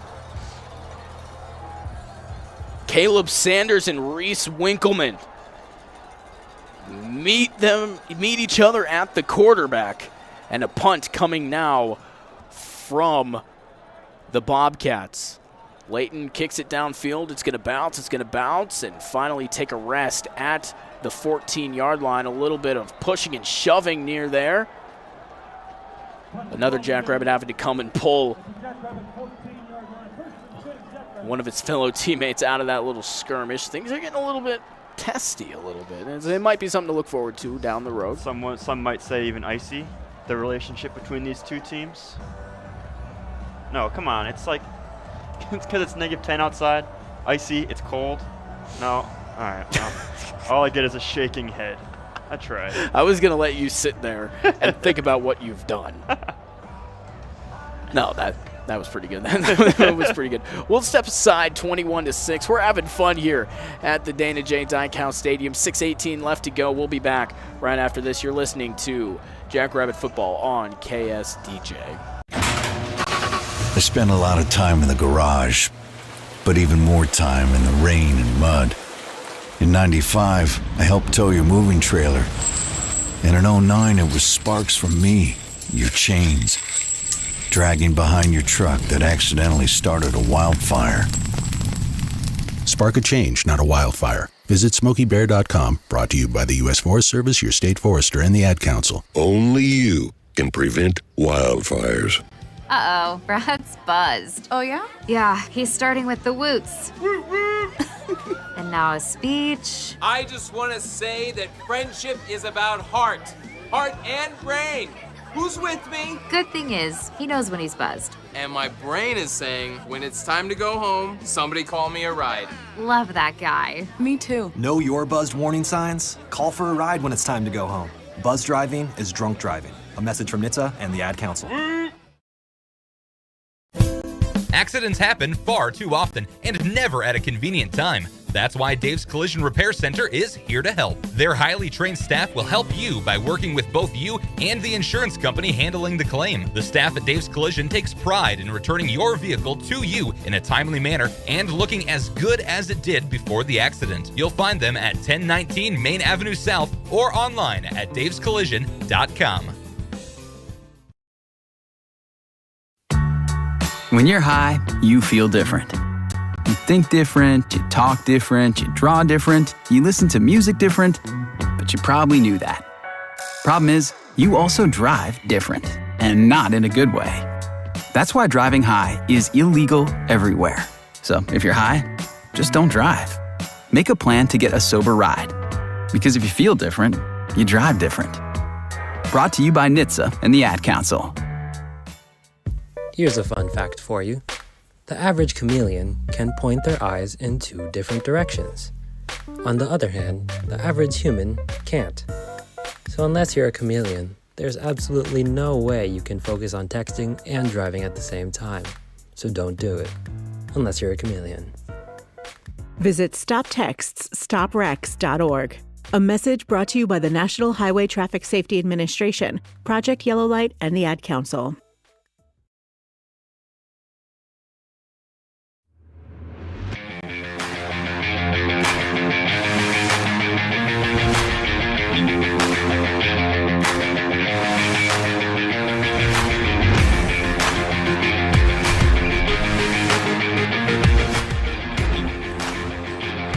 21-6, 6 minutes left to go. The Jackrabbits set up on offense again on their own 15-yard line. It's where they spot them. Going to be a fake handoff to Davis. Gronowski's going to keep it running directly behind Davis all the way down to the 25-yard line, close to the first down, marked just a hair short. Just kept his feet moving, and unable. Montana State defense is unable to bring him down after the short, I'll say relatively short drive by Montana State. 6:18 when they turned the ball over, handed the ball off. 2.25 minutes was their last drive. Yeah, the Jackrabbits have a sizable lead, content to run a little bit of clock off here. 2 Yankee twins off towards the right. A handoff to Davis, gets stopped right at the line of scrimmage, can't find anything going. But how about that block downfield from Evan Bernston from De Pere, Wisconsin, excuse me. He had him all the way out at the 35, man. Nobody had told him that the play hadn't developed that far yet. He was just going. He was going. Taking him to the bus. Good on him. Ticking down to 15, 5 minutes left to go in the first. Yeah, we've been under 15 minutes here for a while. For a couple minutes. Yeah, for a couple, yeah. Some might even say 10. Snap, stepping back, Gronowski now has a guy downfield. Tucker Kraft on the far sideline, tiptoeing his way in for a catch. Marking him, it looks about a 44-yard line, just inside the 45, where the Jackrabbits will set up shop. With that play, Jackrabbits have run 23 total and have had 17 of them be rushing attempts. And those rushes have turned into 160 total yards of offense to go along with their 103 through the air after that Kraft reception. Trips bunch towards the right. Gronowski looks immediately that way, then drives it up the middle, fights for a couple extra yards down to the 49. 48 or 49. I think they're going to mark him at the 49. They will. Give him the benefit there, falling forward, the long arms. Gronowski. That's a quick option play. Look to his right, see if there's anybody open, anybody available. Nobody's available right away. Tuck it down and run to the left. All the defenders should be on that right side anyway, defending the triple receiver setup. And now Twins to that right side. 21-6, 3:45 left to go. Twins to the right, and it is the Twins. It is the Twins, exactly. Now fighting forward, Johnson leaps forward. Not sure if he got to the first down marker. He'll be marked a yard short. Good effort from Johnson diving through. He just needed maybe 6 more inches of length on that jump to get to that first down. Amazing, incredible effort. 21-6. Ticking down now, 3 minutes left on the drive. The Jackrabbits slowly chipping away at this clock, content to just go into halftime and try and get this game done as fast as they can, because I'm sure they're not having a good time down there. They're ready to get inside, grab a cup of hot chocolate or something, and sit down. For sure. Another handoff to Johnson. 2:55 left to go in this first half. 21-6. And it's going to be 4th and inches. They'll mark them just short of the line to gain. So 4th down, now Johnson will be replaced. Looking at the score, you wouldn't expect the time of possession to look the way it does. Montana State's held onto the ball for 13.25 minutes. South Dakota State just 10.5. It's the long chunk plays for sure. Now direct snap, it's going to be pushed forward. I think it's enough for a first down. No official signal yet except from the Jackrabbits. They're moving the markers on the far sideline. Looks like they'll give them a first down. It will be a first down indeed. 1st and 10.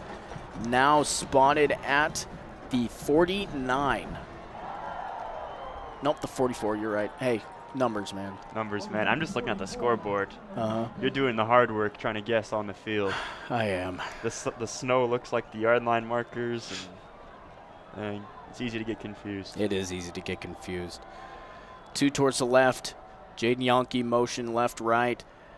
Face high snap from Gronowski. Handoff Davis, pushing past the 40. Dips down for a couple more yards. Finally stopped.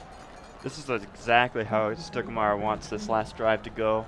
Clock remains winding, 1:35 seconds left in this first half as Davis comes off the field, replaced by Amar.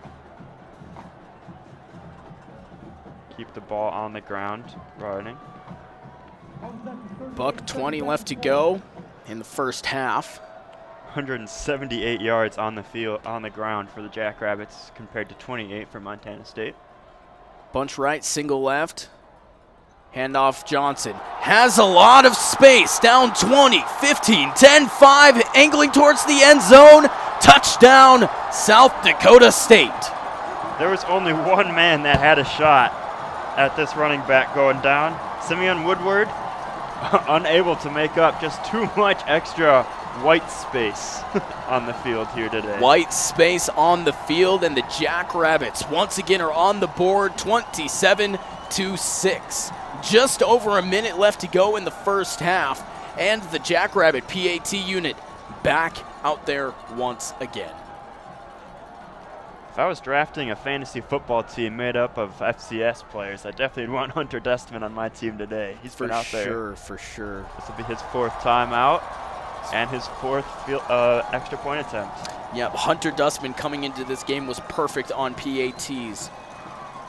And now it's 53 for 53 on the season.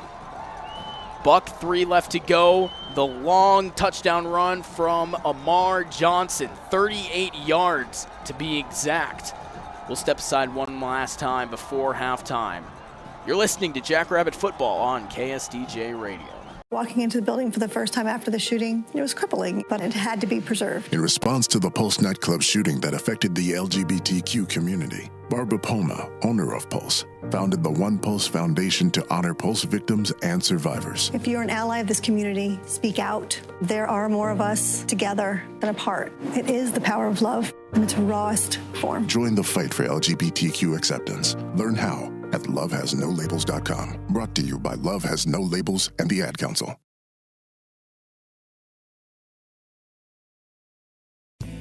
This portion of KSDJ 90.7's broadcast is brought to you by Guadalajaras. Located at 1715 6th Street in the Village Square Mall, Guadalajaras specializes in authentic Mexican cuisine. Guadalajaras opens at 11 a.m. every day and closes at 10 p.m. Monday through Thursday, at 10:45 p.m. on Fridays and Saturdays, and at 9:30 p.m. on Sundays. Weekly margarita specials are offered Monday through Wednesday. Guadalajaras, a proud sponsor of KSDJ 90.7. I spent a lot of time in the garage, but even more time in the rain and mud. In 95, I helped tow your moving trailer. And in 09, it was sparks from me, your chains, dragging behind your truck that accidentally started a wildfire. Spark a change, not a wildfire. Visit SmokeyBear.com, brought to you by the U.S. Forest Service, your state forester, and the Ad Council. Only you can prevent wildfires.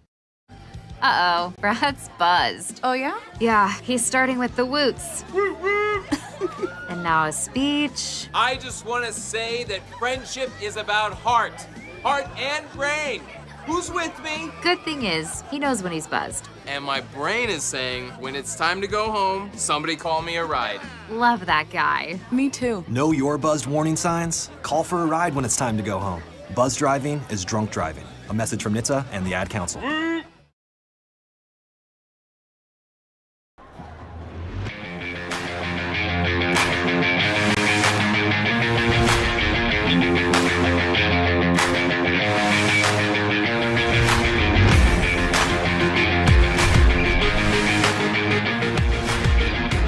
(28-6). The Jackrabbits pin another one on there before we head to halftime. 1:03 left to go. The kickoff going to be high, spiraling, brought down at the 35, and MSU has about a minute to work with. We'll see what they can put up. They haven't been too successful moving the football at all today. 108 total yards of offense, 80 passing yards to 28 rushing yards. Only 5 first downs. after holding onto the ball for 13 minutes and 14 seconds. The stats do not bode well for Montana State if they want to advance and play in Frisco. But there is a second half of football. There's always a second half. There is going to be 30 more minutes after this 1 minute left to go. Malott stepping back, looks downfield, a completed catch. Going to be right around the 50-yard line. Derek Snell with the reception just inside the sideline here. Yep, the number 1 fullback for him. 18 receptions coming into this game, 275 yards. Been a nice target for Malott. 50 seconds now ticking down, trips to the right. Malott claps, chest high snap, steps back, steps up, and now over the middle. Down to near the 20-yard line. It looks like he's going to fall right at the... They're going to mark it pretty much at the 20.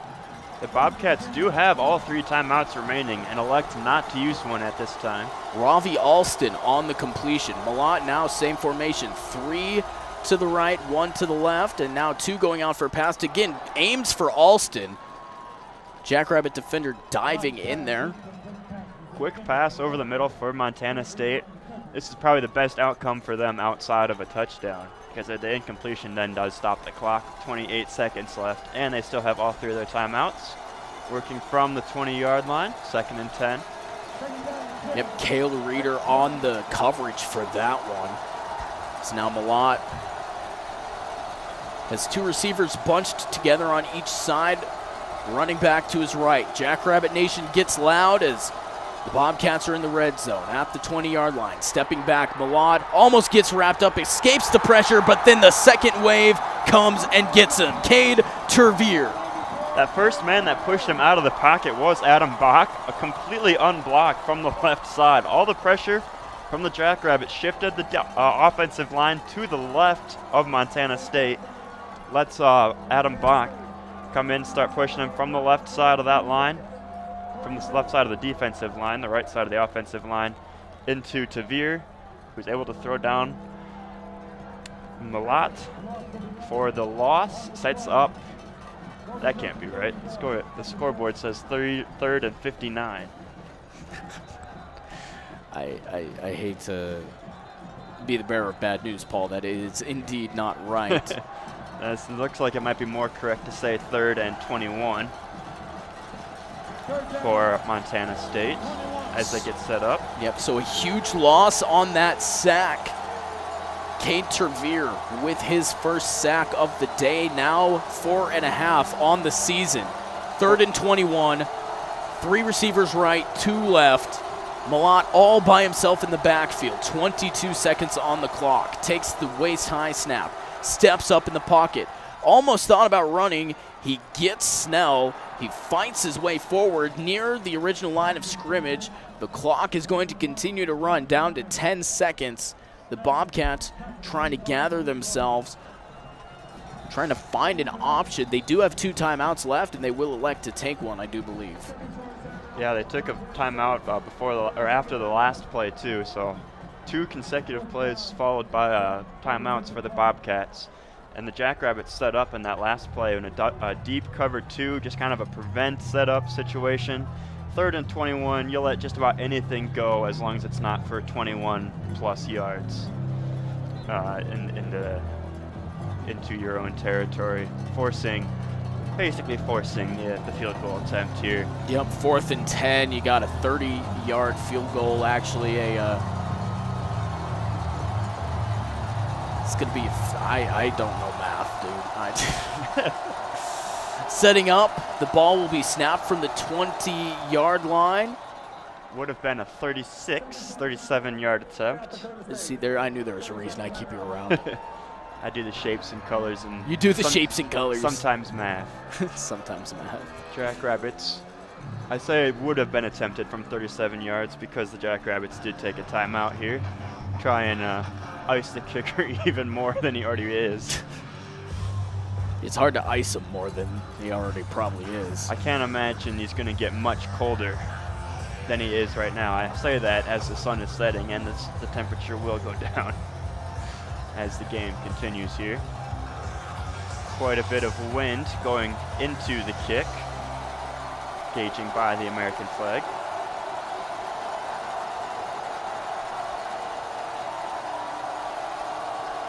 The kick is down, and Glesner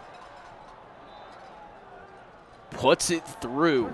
So the Bobcats, after scoring a touchdown on their first drive, mixing the extra point, now on the last drive of the first half, boot a field goal, a 37-yard field goal to make the score 28-9. 6 plays, 45 yards, only takes up those 63 seconds that were left on the clock. Sends them right into halftime. We'll step aside here. 28-9, the score, it's halftime. When we come back, we'll have a little bit of a halftime show, take a look at some first half stats and some scores around college football and maybe the NFL. Stay tuned for the Jackrabbit halftime show. We'll be back. You're listening to Jackrabbit Football on KSDJ Radio. I was in the middle of the Atlantic Ocean when it happened. There was a sudden jolt, and our submarine crashed on the seafloor. We were in total darkness. That's Dr. Dejana Figueroa, a marine biologist and STEM teacher, talking about a deep sea dive she'll never forget. It's funny, when I was a kid, I was afraid of the ocean, and there I was, 2 miles below the surface. But as a scientist, you prepare for that. Using our training and a little creativity, we fixed the sub and finished our experiments. The dive was just too important. Every dive gives us glimpses at things few people ever get to see. Glowing creatures, fiery undersea volcanoes. When we got back to the surface, I kissed the ground and called my mom, of course. But you know what? I wouldn't trade that dive for anything. Dr. Figueroa uses her passion for STEM to discover new things and make the world a better place. She can STEM, so can you. Check out She Can STEM for more stories and inspiration. A message from the Ad Council.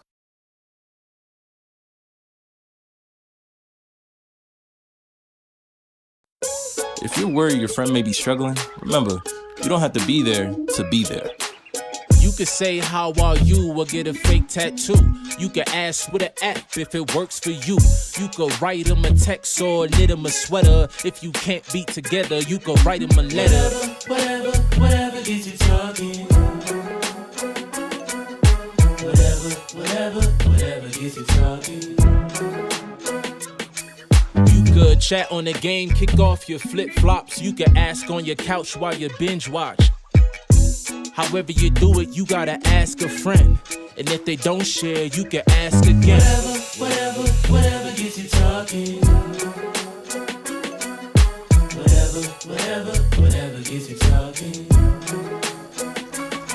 Reach out to a friend about their mental health. Learn how you can help at seizetheawkward.org. Brought to you by the Ad Council, American Foundation for Suicide Prevention, and the JED Foundation.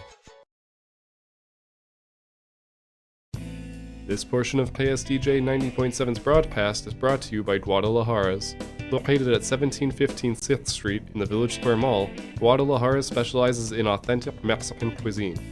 Guadalajara's opens at 11 a.m. every day and closes at 10 p.m. Monday through Thursday, at 10:45 p.m. on Fridays and Saturdays, and at 9:30 p.m. on Sundays. Weekly margarita specials are offered Monday through Wednesday. Guadalajara's, a proud sponsor of KSDJ 90.7. I spent a lot of time in the garage, but even more time in the rain and mud. In 95, I helped tow your moving trailer. And in 09, it was sparks from me, your chains, dragging behind your truck that accidentally started a wildfire. Spark a change, not a wildfire. Visit SmokeyBear.com, brought to you by the U.S. Forest Service, your state forester, and the Ad Council. Only you can prevent wildfires.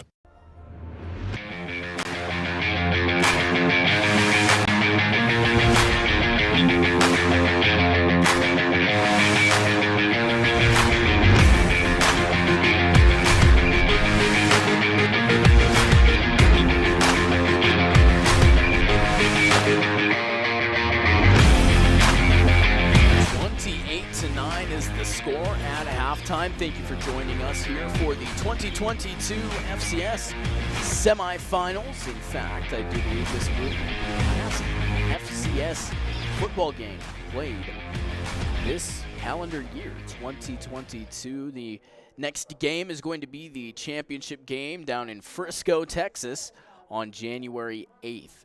And the Jacks are on a pretty good road to get there so far, leading pretty healthfully 28-9.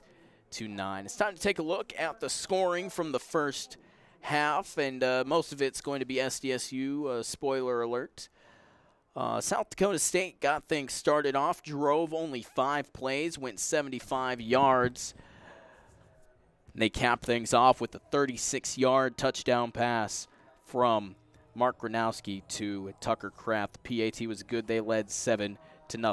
The next drive, Montana State came back and drove 5 minutes, taking off the clock, 10 plays, 67 yards, taking double the amount of plays to get things done as the Jackrabbits did. But Sean Chambers punched it in from 1 yard out to pretty much even the score at 7-6. But then a botched PAT attempt. The holder fumbled it. The kicker, Blake Glesner, picked it up, tried to run it on the outside edge, couldn't quite get it in. So South Dakota State still led 7-6. From there, South Dakota State hit the gas. 12-play, 79-yard drive, and a 1-yard touchdown rush from Mark Gronowski and a PAT put them up 14-6. Then again, SDSU, 3 plays only this time, driving 80 yards, a 41-yard touchdown run from Isaiah Davis, another PAT, and they're up 21-6. And then again, doing it on the ground. 9-play, 85-yard drive. Amar Johnson, 38-yard rushing touchdown. Hunter Dustman, PAT good, 28-6. And then in the final minute, a minute and 3 seconds, the Montana State offense drives down. They drive 45 yards on 6 plays and cap it off with a 37-yard field goal by Blake Glesner. That puts us at the total we're at now. 28-9 is the score. When we come back, we'll take a look at some stats, individual stats, team stats, and everything of the sorts. You're listening to Jackrabbit Football on KSDJ Radio. If you're worried your friend may be struggling, remember, you don't have to be there to be there. You could say how are you or get a fake tattoo. You could ask with an app if it works for you. You could write them a text or knit them a sweater. If you can't be together, you could write them a letter. Whatever gets you talking.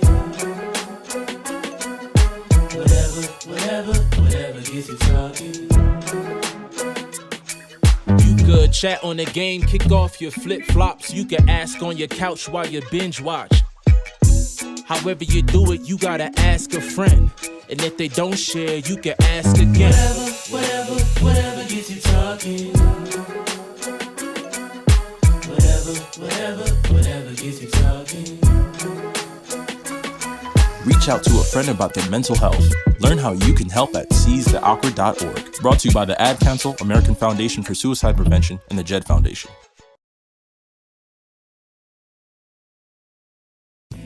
This portion of KSDJ 90.7's broadcast is brought to you by Guadalajaras. Located at 1715 6th Street in the Village Square Mall, Guadalajaras specializes in authentic Mexican cuisine. Guadalajaras opens at 11 a.m. every day and closes at 10 p.m. Monday through Thursday, at 10:45 p.m. on Fridays and Saturdays, and at 9:30 p.m. on Sundays. Weekly margarita specials are offered Monday through Wednesday. Guadalajaras, a proud sponsor of KSDJ 90.7. I spent a lot of time in the garage, but even more time in the rain and mud.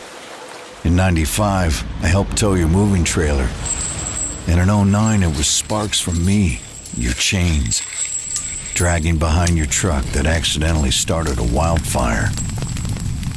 Spark a change, not a wildfire. Visit SmokeyBear.com, brought to you by the U.S. Forest Service, your state forester, and the Ad Council. Only you can Uh-oh, Brad's buzzed. Oh, yeah? Yeah, he's starting with the woots.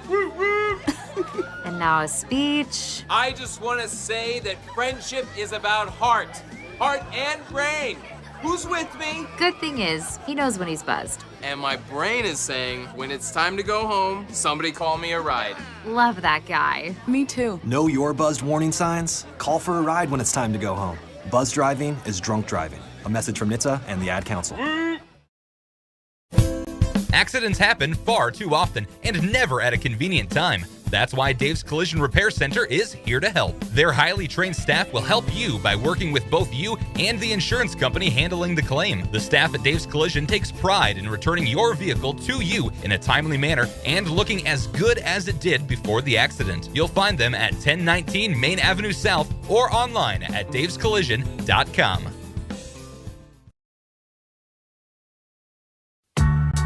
When you're high, you feel different. You think different, you talk different, you draw different, you listen to music different, but you probably knew that. Problem is, you also drive different, and not in a good way. That's why driving high is illegal everywhere. So if you're high, just don't drive. Make a plan to get a sober ride. Because if you feel different, you drive different. Brought to you by NHTSA and the Ad Council.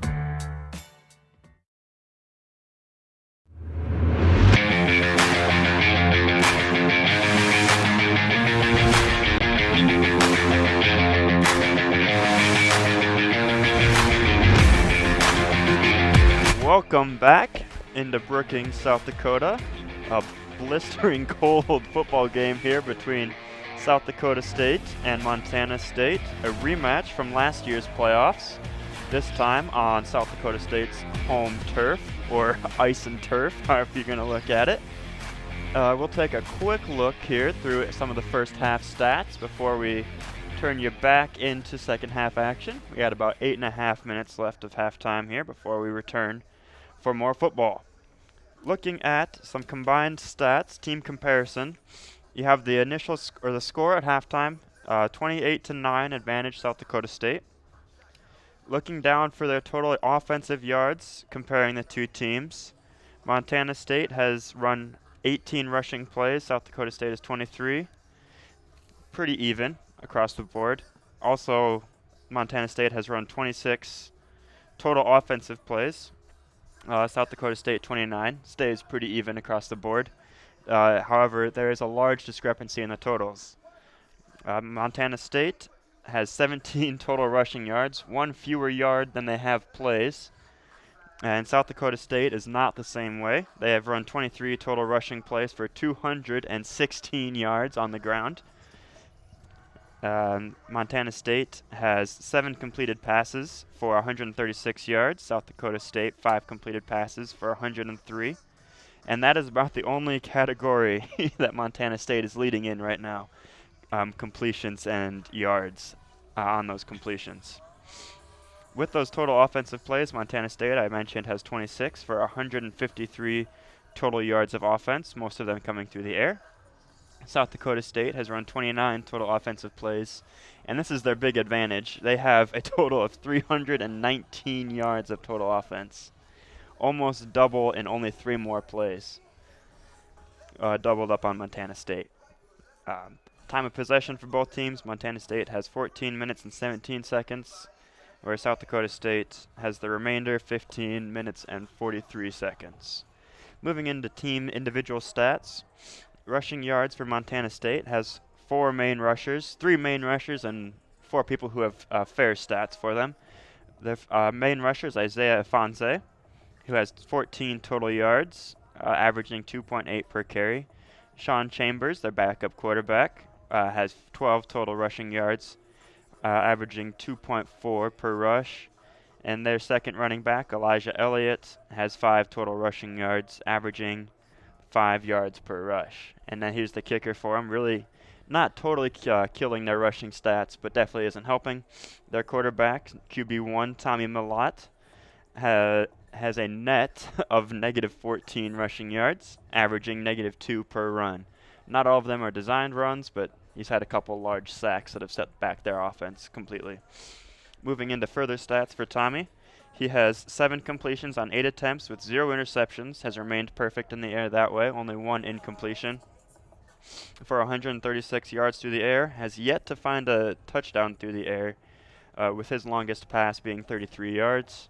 And he has been sacked 3 times, helping contribute to those negative 14 total yards. He has 3 main targets in the air, Thomas Jr., Patterson, and Snell. Thomas Jr. has 52 yards in the game off of 2 targets. His longest is that 33 yards. Willie Patterson is their second overall receiver with 28 yards, with his longest being 24. And Derek Snell has 26 yards in receiving, with his longest being 15. Moving on to their counterparts on the offense, South Dakota State's offense running strong, mostly going through Isaiah Davis. He's their leading rusher for South Dakota State with a total of 112 net yards and has found the end zone once. His longest rush was 41 yards, averaging 11.2 yards per carry. Following up Davis for the Jackrabbits on the ground is Amar Johnson with 54 yards and 1 touchdown, averaging 10.8 yards per carry. Their quarterback also has significant yards on the ground, gaining a total of 47 yards and walking into the end zone once, averaging 6.7 yards per carry. Following on with Mark Gronowski, he has 5 for 6 with 0 interceptions for 103 yards through the air with 1 touchdown. His longest pass was 36 yards, and he has yet to be sacked, knock on wood. His 3 main targets here this afternoon have been Tucker Kraft, receiving 62 yards with 20 after the catch, finding the end zone once. His longest reception is 36 yards. Following him up are Amar Johnson out of the backfield, catching 23 yards with 21 after the catch. His longest is at 23. And the only Yankee brother to catch a pass this afternoon is Jaden Yankee, who is 18 yards coming off of the hand of Gronowski for 5 after the catch, 0 touchdowns, and his longest reception is 18 yards. And that wraps up individual stats on the offensive side. Leads us to the score that we have right now, 9-28 in favor of South Dakota State. Yep. And then just taking a look at some of the defensive stats, Rylan Ort, 3 unassisted, 4 assisted tackles for a total of 7. Danny Uluilakepa with 3 unassisted and 3 assisted for a total of 6. Ben Seymour with 4 and Sebastian Valdez with 3. On South Dakota State's side, Adam Bach with 4 unassisted and 1 assisted tackle for a total of 5. He has a sack. And that sack, of course, the tackle for loss that he has as well. Jason Freeman has 5 total tackles. Caleb Sanders has 3 total tackles with a half of a sack. And Isaiah Stallbird has 3 tackles. Let's look at individual stats. We'll take one last break. When we come back, we'll take a look around the world of college football and then get you set for the second half. You're listening to Jackrabbit Football on KSDJ Radio. I was in the middle of the Atlantic Ocean when it happened. There was a sudden jolt and our submarine crashed on the seafloor. We were in total darkness. That's Dr. Dejana Figueroa, a marine biologist and STEM teacher, talking about a deep sea dive she'll never forget. It's funny, when I was a kid, I was afraid of the ocean. And there I was, 2 miles below the surface. But as a scientist, you prepare for that. Using our training and a little creativity, we fixed the sub and finished our experiments. The dive was just too important. Every dive gives us glimpses at things few people ever get to see. Glowing creatures, fiery undersea volcanoes. When we got back to the surface, I kissed the ground and called my mom, of course. But you know what? I wouldn't trade that dive for anything. Dr. Figueroa uses her passion for STEM to discover new things and make the world a better place. She can STEM, so can you. Check out She Can STEM for more stories and inspiration. A message from the Ad Council.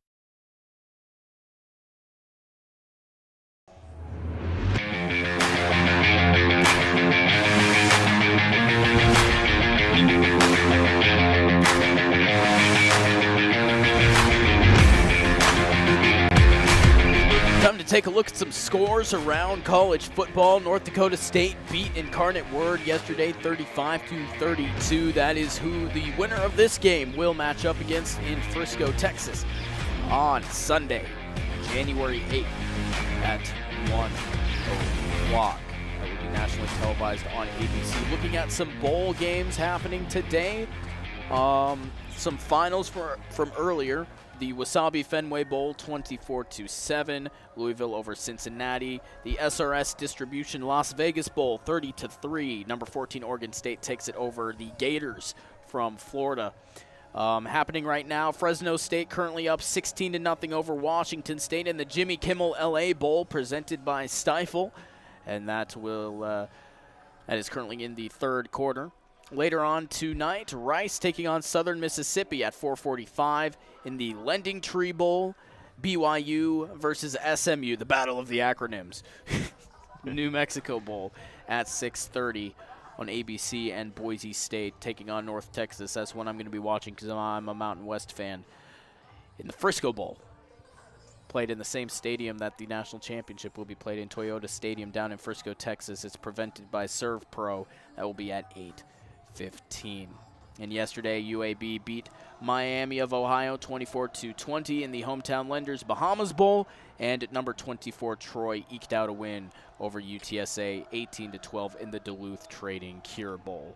So there's a look at the bowl schedule so far. We're about ready for the second half action. What do you say, Paul? I think we're ready to go. Fans haven't thinned out too much, even though according to the National Weather Service, we're down to 6 degrees air temperature. Feels like -12 with the wind. Yeah, well, the lights are on here at Dana J. Dykhouse Stadium. It's a fun atmosphere. The first game that's going to be played under the lights since I do believe the last one was Butler earlier on in the year. Well, a kick from left to right for the Jackrabbits going to be picked up and brought out to near the 30-yard line.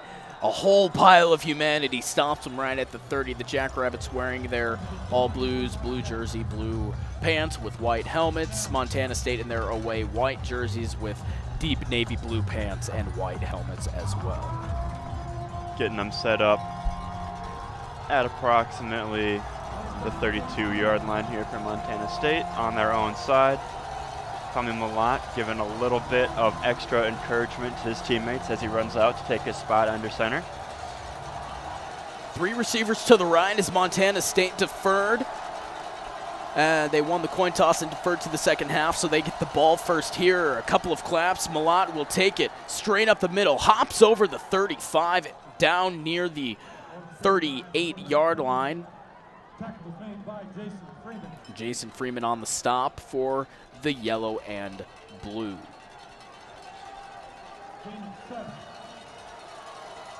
(28-9), 14.5 minutes left to go in the third, just the start of the second quarter, and a pretty good game so far for the Jackrabbits, leading this big just at halftime. Only one snow celebration so far we saw over halftime. Malott staying where he is.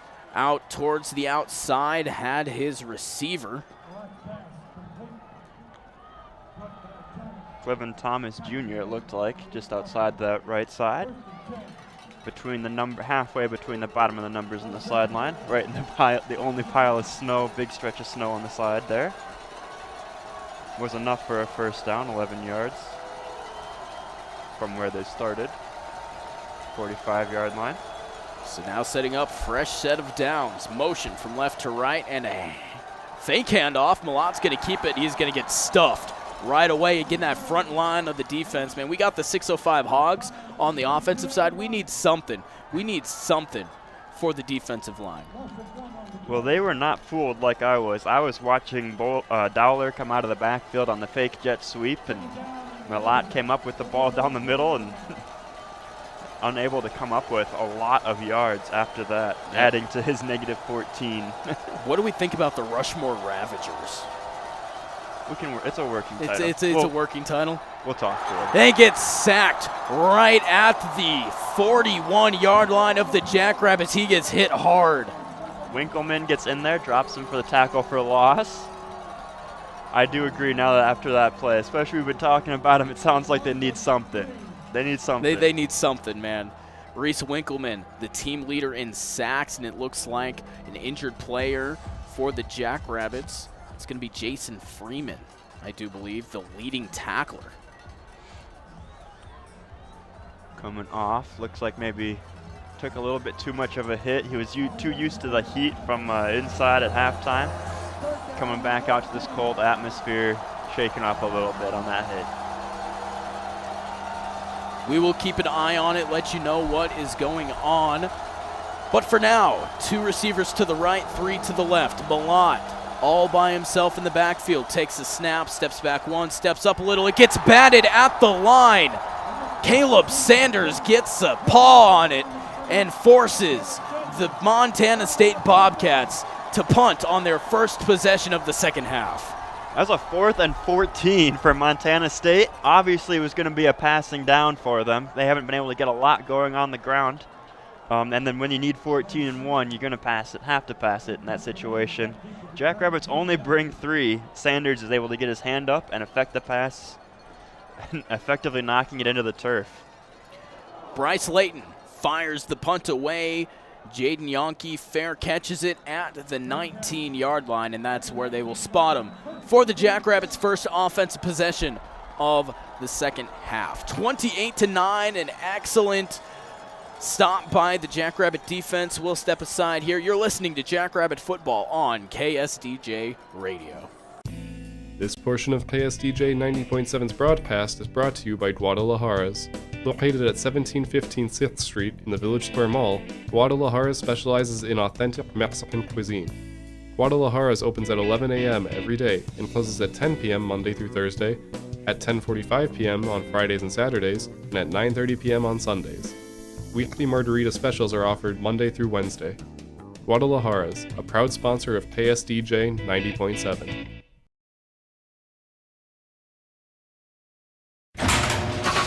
I spent a lot of time in the garage, but even more time in the rain and mud.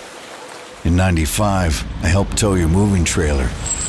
And in 09, it was sparks from me, your chains, dragging behind your truck that accidentally started a wildfire.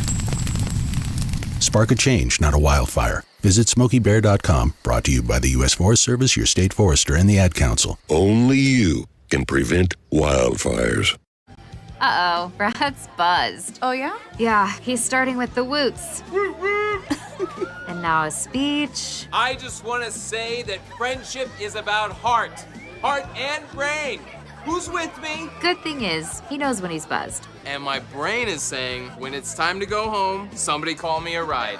Love that guy. Me too. Know your buzzed warning signs? Call for a ride when it's time to go home. Buzz driving is drunk driving. A message from NHTSA and the Ad Council.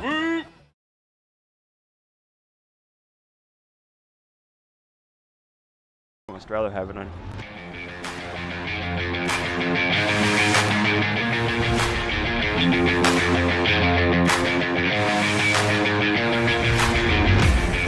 (28-9). 12 and a half minutes left to go in the third, and the Jackrabbits come up with a huge stop to start. Yeah, something we didn't bring up over halftime is Montana State has punted already 3 times. Now 4 with this last one. Jackrabbits have yet to punt in this game. Gronowski steps up over the middle. He has Yonke, Jackson Yonke, past the 50, dodging and weaving past the 45, down now to the 43-yard line. A huge chunk gain on the first play from scrimmage for the Jackrabbits in the second half. Jackson must have said something to Mark Gronowski at halftime. He said, hey, you can't let Jaden get too many more yards than me. We've been even the whole season. You can't give him 18 in the first half and then give me nothing. Finally making up for it a little bit here with that 38-yard reception over the middle.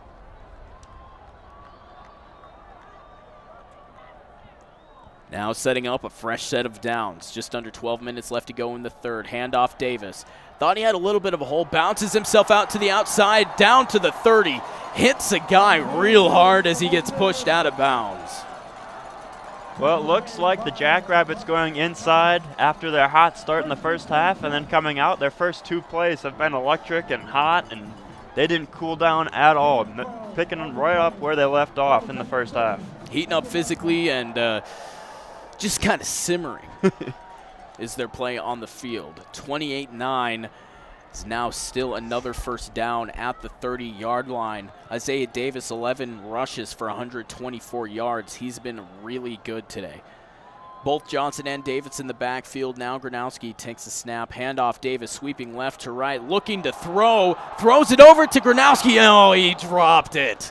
Oh, that would have been an awesome highlight reel play if he would have gotten it. Davis slapping his hands, can't believe that he underthrew his quarterback. If he put it about 5 yards in front of Gronowski, there was nothing between the quarterback or the back, as we deemed him 2 weeks ago, and the end zone. 2nd and 10 off of the drop pass from Gronowski, man. Certainly had everybody following the two backs out the right side of the backfield with Amar and Isaiah Davis, thinking it's certainly going to be a run to that right side. Yankee twins to the near side. Gronowski steps up. Davis behind him. Now handoff. Davis moving towards the right side, pushing his way through a couple of yards. Isn't it amazing that just a couple yard gain is almost kind of like a letdown? Like, it's just like, oh yeah, no, a couple more yards. Yeah, I mean, like, we could literally run it with our eyes closed and get that many.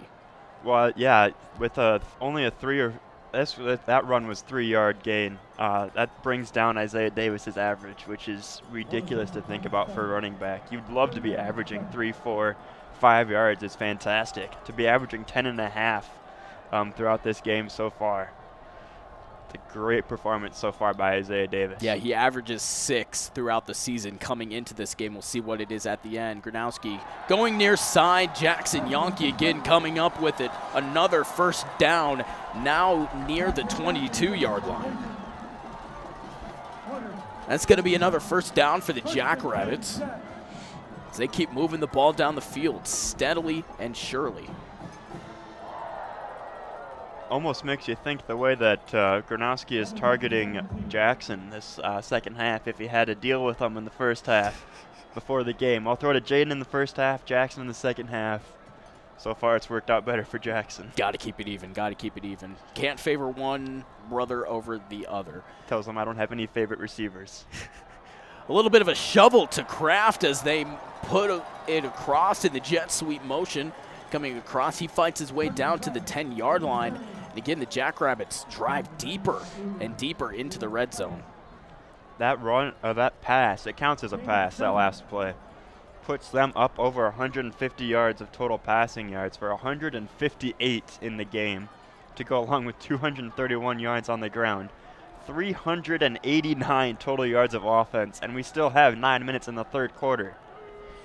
This is a fantastic domination by the South Dakota State offense so far. Yeah, the Jackrabbits, 96% red zone scoring, and a little bit of ants in their pants on the defensive side. Coming around the far edge of the line, it's going to be neutral zone infraction, offsides, whatever you want to call it. Cheating on the defense. Cheating on the defense. Getting a little bit of a head start. That'll inch the Jackrabbits closer. As I was saying, the Jackrabbits coming into this game, 96% in red zone scoring and 75% in red zone touchdowns. That penalty pushes them up from a 2nd and 3 to a 1st and 5 from the 5-yard line. Almost certain, based on their statistics that you were just talking about, that it's going to be a touchdown. And more than that, it's going to score, period. Like, it most likely will be a touchdown, but rarely do they ever come out of the red zone. A wide open Amar Johnson waltzes his way into the end zone for another South Dakota State touchdown. Comes off the left hip of Gronowski, and nobody accounts for him out of the backfield. All he has to do is turn around, plant his feet, and catch the football. Easy. Easiest touchdown probably of his career. A wide open Amar Johnson puts the Jacks up 34-9 with 8:39 left to go in the third quarter. PAT unit out there. That drive took 7 plays to go a total of 80 yards and 3 minutes and 46 seconds for the Jackrabbits. Put 6 points on the board so far, barring anything ridiculous here on the point after attempt, which has turned into a 2-point. This looks pretty ridiculous. This that's not Dustman out there. Nope, Gronowski gets it over to Jaden Yonke. He finally gets into the fun in the second half. He goes in for the 2-point conversion. 36-9. The Jackrabbits, dare I say, have broken this one wide open. Well, it doesn't look like this is going to be a game that Montana is going to be able to come back from, Montana State. However, we did see the Vikings in the Colts game, so we know it's possible. However, the Jackrabbits are not the Colts. It is very possible. 36-9. The number 1 team in the nation leads the number 4 team. We'll step aside here on KSDJ. You're listening to Jackrabbit Football on SDSU Student Radio. Accidents happen far too often and never at a convenient time. That's why Dave's Collision Repair Center is here to help. Their highly trained staff will help you by working with both you and the insurance company handling the claim. The staff at Dave's Collision takes pride in returning your vehicle to you in a timely manner and looking as good as it did before the accident. You'll find them at 1019 Main Avenue South or online at davescollision.com. When you're high, you feel different. You think different, you talk different, you draw different, you listen to music different, but you probably knew that. Problem is, you also drive different, and not in a good way. That's why driving high is illegal everywhere. So if you're high, just don't drive. Make a plan to get a sober ride. Because if you feel different, you drive different. Brought to you by NHTSA and the Ad Council. Here's a fun fact for you. The average chameleon can point their eyes in 2 different directions. On the other hand, the average human can't. So unless you're a chameleon, there's absolutely no way you can focus on texting and driving at the same time. So don't do it, unless you're a chameleon. Visit StopTextsStopWrecks.org. A message brought to you by the National Highway Traffic Safety Administration, Project Yellow Light, and the Ad Council.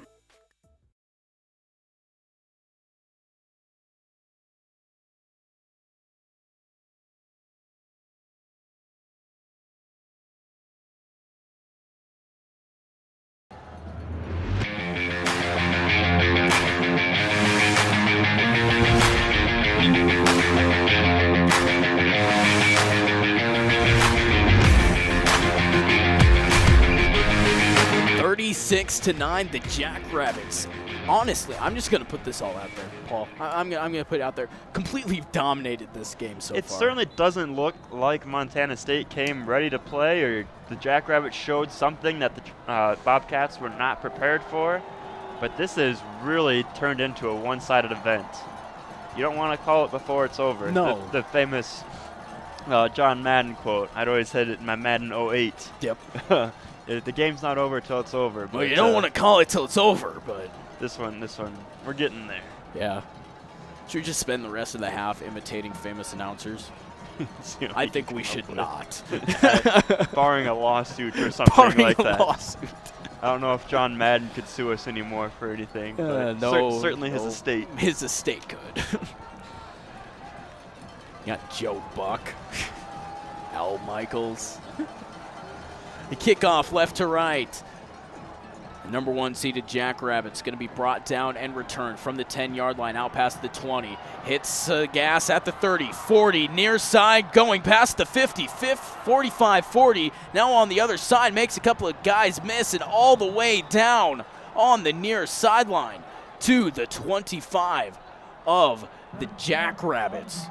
I think I can safely say that this is the best starting position for Montana State this game. For sure. Derek Snell with the exceptional return for the Bobcats. Definitely caught the Jackrabbits off guard. So now they'll set up a 1st and 10 on the Jackrabbit 25. As this crowd gets loud. It's cold out there, but they're feeling the heat. 2 receivers right. A back in the backfield. Fake handoff. Malott going towards the right. Flips it over to Snell. He dives forward past the 20. Hurdles over one of the Jackrabbit defenders there on the outside. Unable to find his feet again when he lands. Immediately hits the deck afterward. But pretty athletic play, especially considering the icy turf that they're playing on right now. He finds the 19-yard line, and that's where the MSU defense will start. 2 receivers each side, 2nd and 4 now on the Jacks 19. Looks like man coverage with a cover 2 here for the Jackrabbits, 10 yards from the line of scrimmage. Malott with the fullback Snell right beside him. Claps once, claps again, takes the snap. It looked like a designed run. He's going to come around the edge. Jason Freeman in pursuit, not able to get there before he steps out of bounds. They are going to give him the first down and mark him right at the 15, which was the line to gain. Spreading the receivers out along that line of scrimmage spread the Jackrabbit defense thin enough for Malott to get to the outside and scramble for the yards he needed. And that was one of the keys to the game for Montana State. They needed to spread the Jackrabbit defense from sideline to sideline and thin them out so they can't gang tackle. Loading the box up right now, the Jackrabbits have 6 between the tackles and the 5 yards from the line of scrimmage. Motion right to left, fake handoff. Malott's going to keep it. Tried to thread the needle. He gets stopped right at the line. Again, that front line, that rush just brings him down and can't get anything to go there. Jackrabbits not fooled this time. They said, fool me once, shame on me. Fool me twice, can't get fooled again. Can't get fooled again. 2nd and 11 now, ball on the 16-yard line. Malott getting orders from the sideline. The whole host of backups sending in signals. Sean Chambers waving his arms around like a madman. Directing air traffic. Motion again, right to left. Fake handoff. Malott's going to keep it in, and he gets stopped. Stuffed by the front line of the Jackrabbits, Caleb Sanders again. Malott was ready to lower his shoulder and take off running, but his back foot, as he planted it to start running, slipped and lost just enough traction to get taken over by the Jackrabbit defense and dropped for a loss. Sets up 3rd and 14 for Montana State. Clock ticking, 5:55 left in this 3rd quarter. Ball on South Dakota's own 19-yard line, protecting the end zone. Deep cover 2, about the 10-yard line. 3 right, 2 left. Malott steps back, steps up, evades the pressure, moving right. Now looks downfield in the end zone, incomplete. It looks like a referee's hat came off. I don't know if he couldn't get to his flag and he threw it. Usually the hat, when they take the hat off, means that the man stepped out of bounds and is therefore ineligible until he reestablishes himself. There you go. At least in the NFL. Obviously, college rules are slightly different. Yep, so the 4th and long now, 4th and 15, going to set up a field goal attempt for the Bobcats to try and get back on the board. Glesner, 22 for 28 coming into this one. Now 23 of 29, tries to get it low, spiraling through the uprights, and that is good. 25 to 30, 25 for 30 on the year is Glesner. And the Jackrabbits lead at 36 to 12. 5.5 minutes left to go in the 3rd. Cotton Eye Joe plays in the background. We will step aside here on KSDJ. You're listening to Jackrabbit Football on SDSU Student Radio.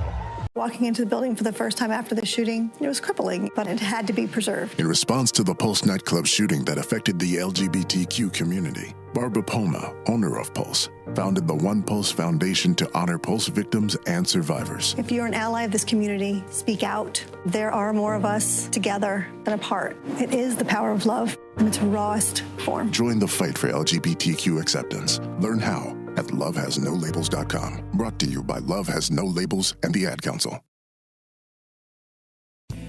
This portion of KSDJ 90.7's broadcast is brought to you by Guadalajaras. Located at 1715 6th Street in the Village Square Mall, Guadalajaras specializes in authentic Mexican cuisine. Guadalajaras opens at 11 a.m. every day and closes at 10 p.m. Monday through Thursday, at 10:45 p.m. on Fridays and Saturdays, and at 9:30 p.m. on Sundays. Weekly margarita specials are offered Monday through Wednesday. Guadalajaras, a proud sponsor of KSDJ 90.7. I spent a lot of time in the garage, but even more time in the rain and mud. In '95, I helped tow your moving trailer. In an '09, it was sparks from me, your chains, dragging behind your truck that accidentally started a wildfire. Spark a change, not a wildfire. Visit SmokeyBear.com, brought to you by the U.S. Forest Service, your state forester, and the Ad Council. Only you can prevent wildfires.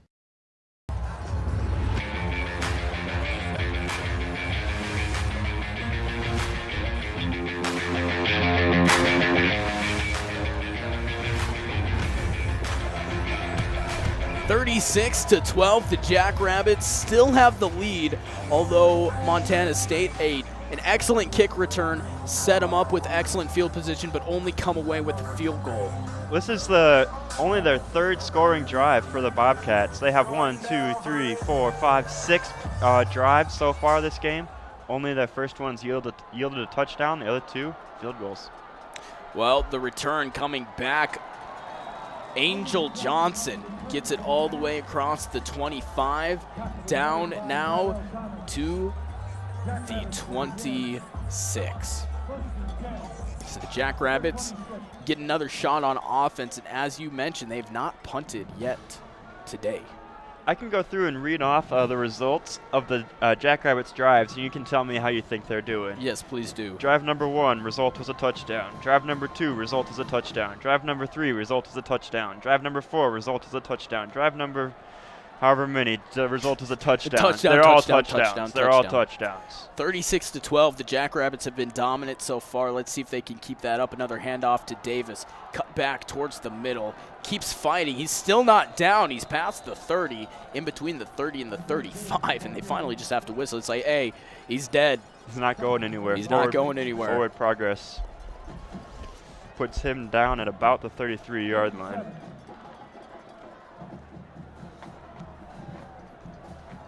That is 134 yards on the ground for Isaiah Davis today, averaging 10.3 yards per carry.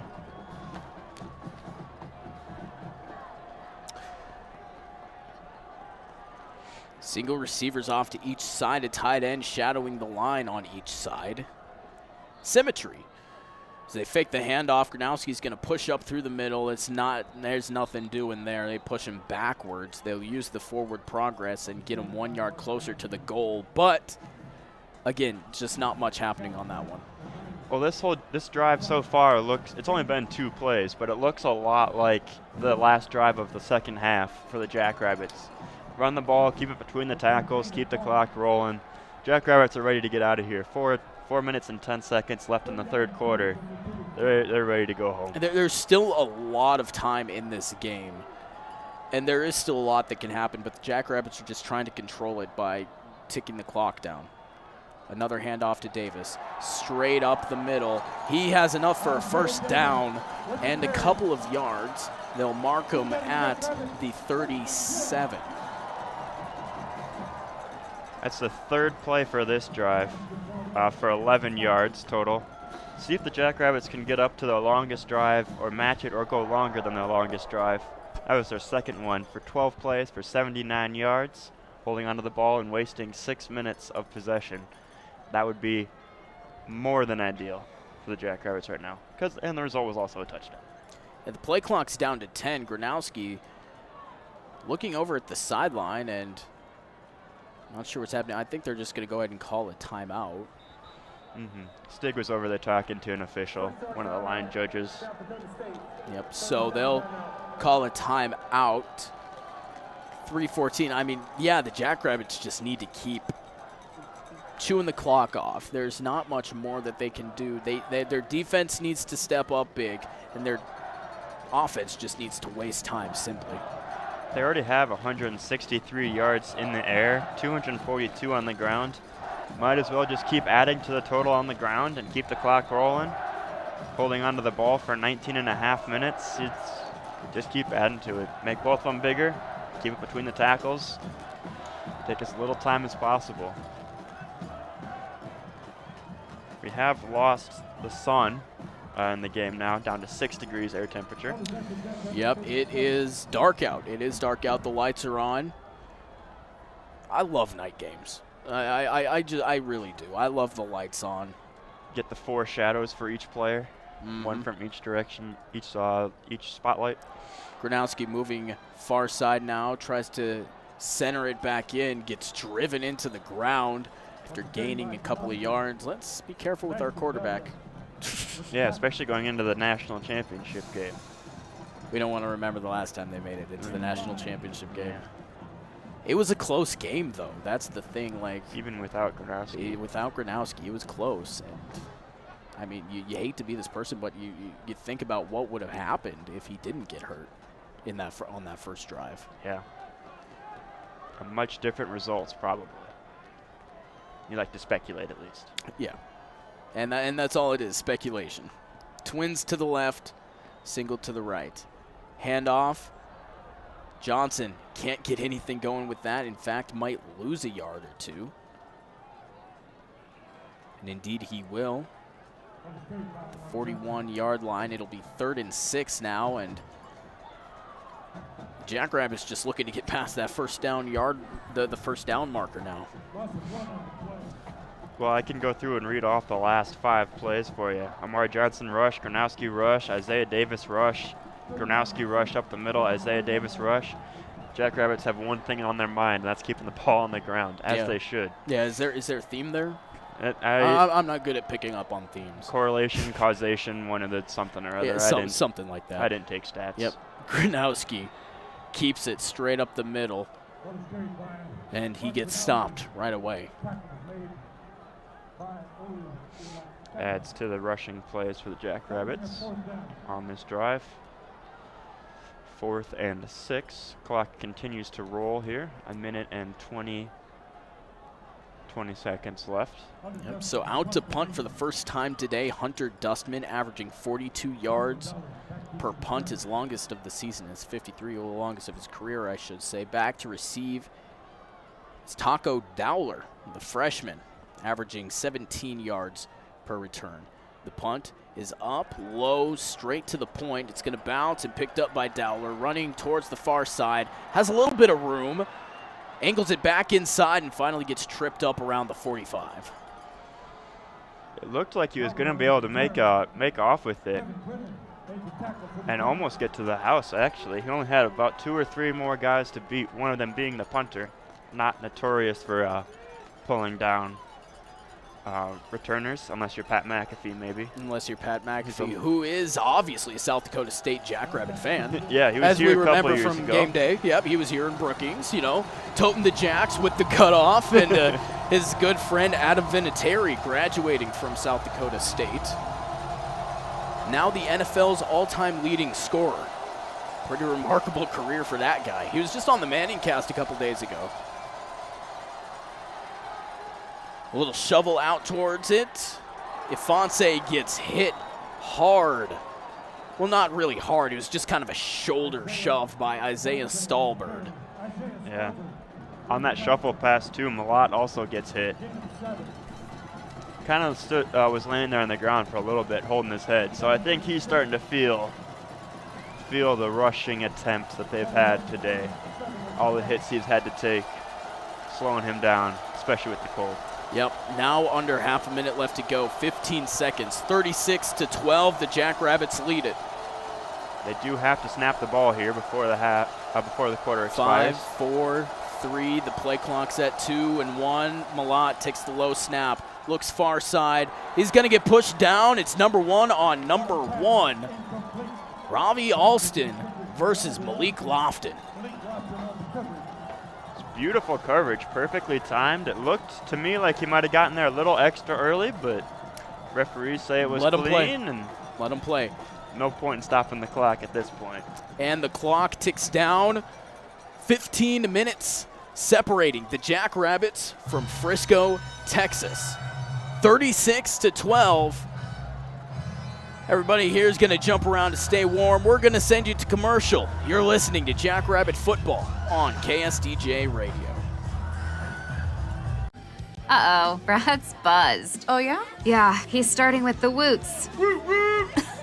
And now a speech. I just want to say that friendship is about heart and brain. Who's with me? Good thing is, he knows when he's buzzed. And my brain is saying, when it's time to go home, somebody call me a ride. Love that guy. Me too. Know your buzzed warning signs? Call for a ride when it's time to go home. Buzz driving is drunk driving. A message from NHTSA and the Ad Council.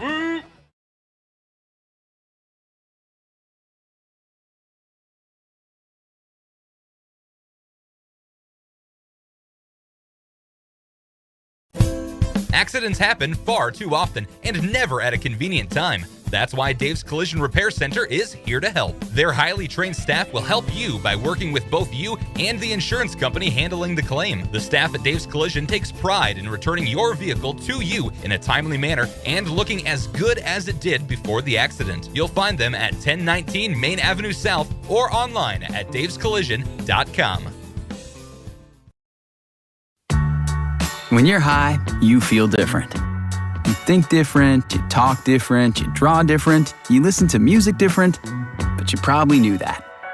Problem is, you also drive different, and not in a good way. That's why driving high is illegal everywhere. So if you're high, just don't drive. Make a plan to get a sober ride. Because if you feel different, you drive different. Brought to you by NHTSA and the Ad Council.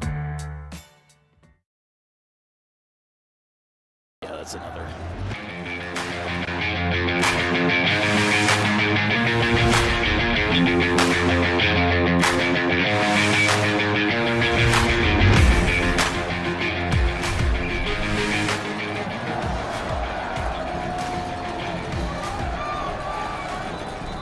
You can hear the faint cheers of Let's Go Rabbits in the background as we enter into the fourth quarter here at the Dana J. Dykhouse Stadium in Brookings, South Dakota. It's nearing 0 degrees. Ladies and gentlemen, it's cold out there. The Jackrabbits are heating up though. 36-12, 15 minutes separates the Jackrabbits from their second national championship game berth. This crowd's electric. Montana State 3rd and 4 to start things off here in the fourth frame. Trips right, single left. Malot's gonna keep it, and he gets stopped. He gets wrapped up. There was no way he was going any further than where he took that ball. Jackrabbits defense wasn't even that aggressive about it tackling him. Reese Winkleman is the one that blew up the play first, kind of holding on to the right shoulder pad of Merlot as he gets around the right side and doesn't throw him to the ground, doesn't do anything with him, just kind of grabs him on the shoulder and looks at the referee and says, "Yeah, you good? You gonna stop it, or I gotta throw it?" I mean, everybody knew. Everybody knew. There was nothing that he could do at that point. Wrapped up by one of the best defensive players for the Jackrabbits. Yeah, for the Jackrabbits, for the country. Well, and if he's one of the best on the Jackrabbits, he's one of the best on the best team in the country. I mean, that's got to be something, right? It's an and also. It's an and also. A fake punt coming now. A little shovel forward, and he gets blown up. A couple of yards beyond it. Just a couple of windows down. The Jackrabbit play coordinators excited as all get out. Started me soon. I don't. Shaking the tables, they're pounding so hard. So excited on this play. Everybody's excited here in Brookings. 36-12, just over 14 minutes left to go, and the Jackrabbits have the ball at midfield. You have to think that last turnover on downs was a play of last desperation for Montana State. There's almost rolling over and conceding the game here at this point. Gronowski in shotgun, a back right behind him, a motion from Hines. Now settling back into his original position. Play action looking near side. Has Jackson Yonke. Goes up for the catch. On the defense was James Campbell. He couldn't do anything. Yonke kind of boxed him up, went up for it, and brought it down perfectly inbounds. And the Jackrabbits once again inside the red zone.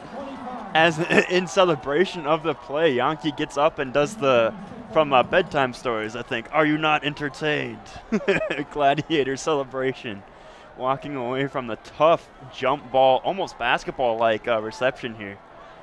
Getting that high vertical, pulling down those contested catch. Two receivers right, one back behind Gronowski. Takes it, hands off Davis. Up the middle, has a lot of room. 10, stiff arms and falls down. He ends up inside the 5. They'll mark him at the 5. And another electric play from Isaiah Davis in the Jackrabbit offense. Gronowski right there after the play to pull up his favorite running back. Maybe his favorite teammate even, I'm not sure. He certainly looks like it today with all the rushes and attempts that he's gotten. Gets up and has the let's keep eating celebration. Just got to keep chowing down. They will eventually mark it back at the 6. Still, though, inside the 10-yard line, goal to go. It doesn't matter. 156 yards for Isaiah Davis today. Gronowski shotgun, backs up, looking. Kraft gets it swatted away by Ty Okada. Gronowski's pass was just a little bit on the inside shoulder of Kraft, and it gave the defender just enough leverage to get in and bat that ball away. Yep, Ty Okada, the defender, leads the team in pass breakups. Sure did look like it right there, showing his expertise and watching the ball and the quarterback getting into the space right away, knocking down the pass. Well, let's try round number 2, 2nd and goal at the 6. Handoff Davis, cuts up, he fights, keeps fighting a little bit of extra push from the 605 Hogs to help him out. He will fall down, and they will stop him at the 4. That box was completely loaded. A goal line, Montana State went into their goal line defensive packages and just pulled everybody down on the front. Cover 9, I believe, is what that's referred to. I do believe so. Everybody up on the front, everybody has a man on the line. It's just full force, everybody attack. You figure it's going to be a run. This time Montana State was correct and was able to put a stop to it. 3rd and goal to go again. Now this time on the 4. Bunch right. Fake handoff to Davis. Gronowski outrunning the defense. Looking downfield, he'll just throw it out of the back of the end zone. That was the best play. Almost to the EMTs there, standing out back by their gator. They're not in the game. They can't catch. They can't catch. Well, maybe they can catch, but it wouldn't count for anything. They could be like Coach Prime earlier today. The opposing quarterback threw it into the sidelines, and he caught it and took a couple steps like he was going to run it back like he was still playing. Get some high steps going and celebrate into the end zone. Wouldn't have counted for anything, but it would have been funny. It would have been hilarious. 36-12, 11:45 left to go. Now Dustman getting ready to kick it. Good stand by Montana State's defense here. Mueller snap, Heidi hold, Dustman kick is up and good. Banks off the brick of the Student Athlete Center. The attention to detail, Paul. I love it. 39-12. They add 3 more points. 11 minutes and 41 seconds. The Jackrabbits are getting ready to wrap this thing up with a bow. Adding to their lead. We're looking for a big discount at the school store on Tuesday, provided it's open. with all the weather that's happening. Winter break, weather, it's all a mess. We'll step aside here on KSDJ. You're listening to Jackrabbit Football. We'll be right back on SDSU Student Radio. Here's a fun fact for you. The average chameleon can point their eyes in 2 different directions. On the other hand, the average human can't. So unless you're a chameleon, there's absolutely no way you can focus on texting and driving at the same time. So don't do it, unless you're a chameleon. Visit StopTextsStopWrecks.org. A message brought to you by the National Highway Traffic Safety Administration, Project Yellow Light, and the Ad Council. Walking into the building for the first time after the shooting, it was crippling, but it had to be preserved. In response to the Pulse nightclub shooting that affected the LGBTQ community, Barbara Poma, owner of Pulse, founded the One Pulse Foundation to honor Pulse victims and survivors. If you're an ally of this community, speak out. There are more of us together than apart. It is the power of love in its rawest form. Join the fight for LGBTQ acceptance. Learn how at lovehasnolabels.com. Brought to you by Love Has No Labels and the Ad Council.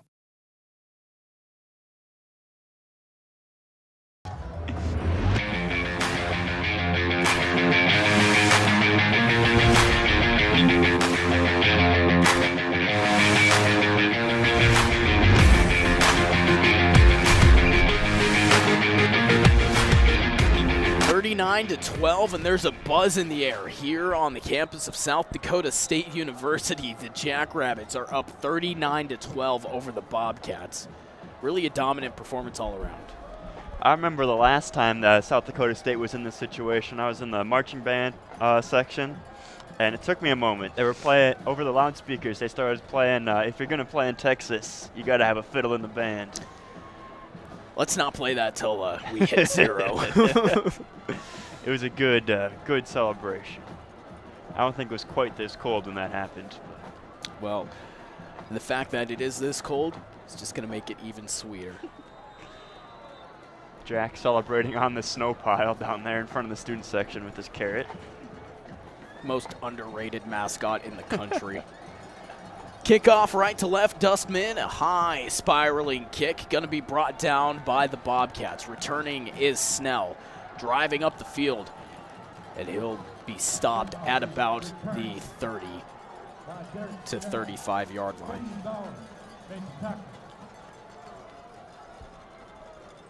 So the Jackrabbits just simply need to stop the Bobcats, and that hasn't been too hard of a task so far.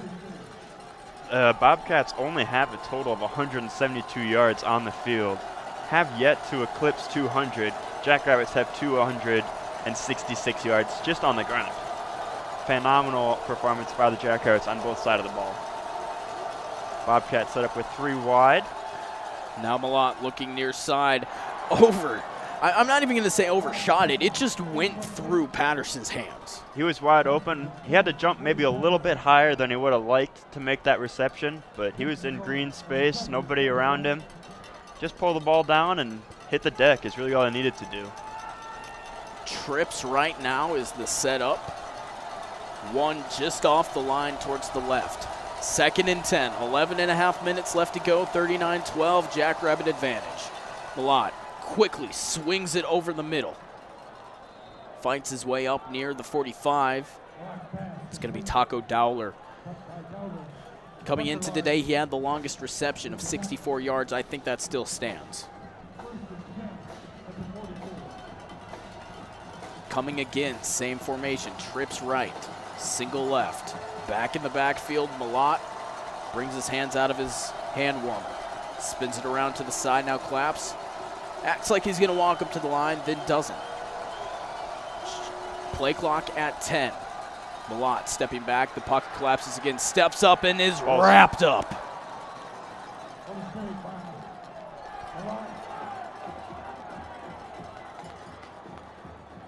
Max Balloon. That rush is Malott's 15th attempt on the day. And how many yards does he have? According to this stat sheet by NCAA, -14. And now we know why the score is the way it is. Well, -11. It hadn't updated the yards because that was their main avenue of attack so far, and this Jackrabbit defense has outperformed Montana State in so many ways. As Malott gets hit, he's down on the ground. He's obviously feeling something. He took another hit. He's been hit a lot today. That last one looked almost like the little prank you'd pull where you have one guy come and kneel behind somebody and you push him over your buddy backwards. That's looked like what happened with the Jackrabbits. One of the defenders just gets in there. Another lineman's already down on the ground, flips him up over backwards. Just definitely an uncomfortable hit. Now with 3rd and 8, the Jackrabbit defense looking for one more stop. 10-15, 39-12, Jackrabbit advantage. Trips right, Malott looking over the middle, has his guy. It's going to be complete down to number 2, Clevin Thomas Jr. I have the pronunciation here. Clevin Thomas Jr. You know, I can't read.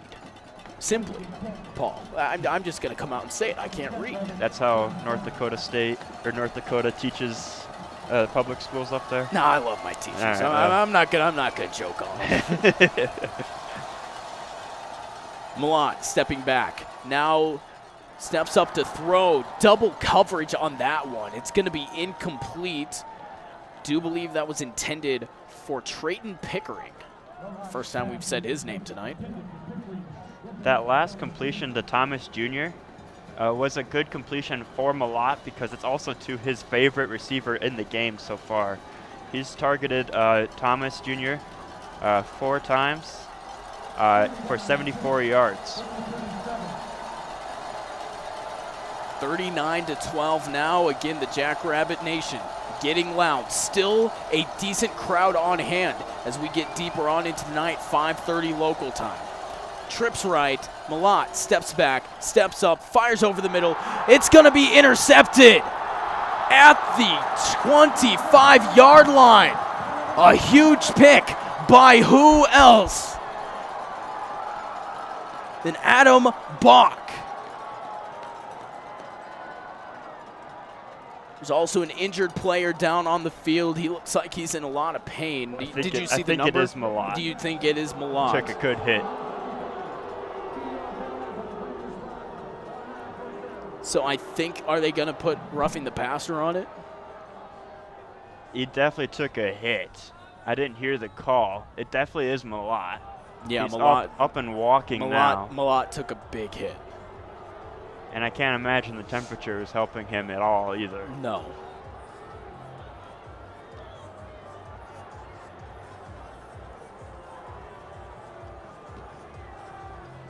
So it is going to be a roughing the passer call. A great turn of events for Montana State, minus the large hit on their quarterback that left him on the turf for a couple minutes. Yeah, interesting to see if Sean Chamber will come in for Malott. We'll step aside here for a quick break. When we come back, we'll let you know what's happening. 39-12, 9.5 minutes left to play in this one. This portion of KSDJ 90.7's broadcast is brought to you by Guadalajaras. Located at 1715 6th Street in the Village Square Mall, Guadalajaras specializes in authentic Mexican cuisine.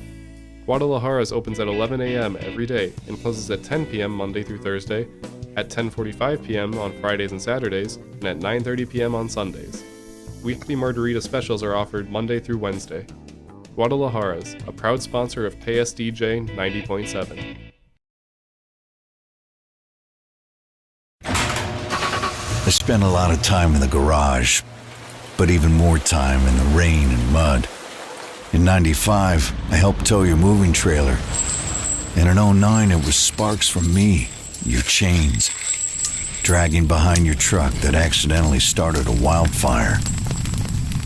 Spark a change, not a wildfire. Visit SmokeyBear.com, brought to you by the U.S. Forest Service, your state forester, and the Ad Council. Only you can prevent wildfires.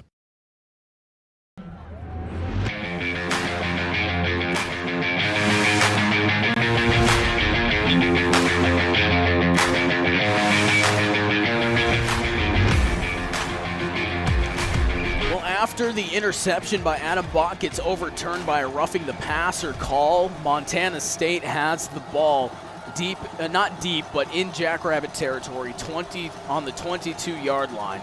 It's a fresh set of downs. You're going to replay it, and it does indeed look like a backup quarterback is in there. They're going to hand it off to Ifonse.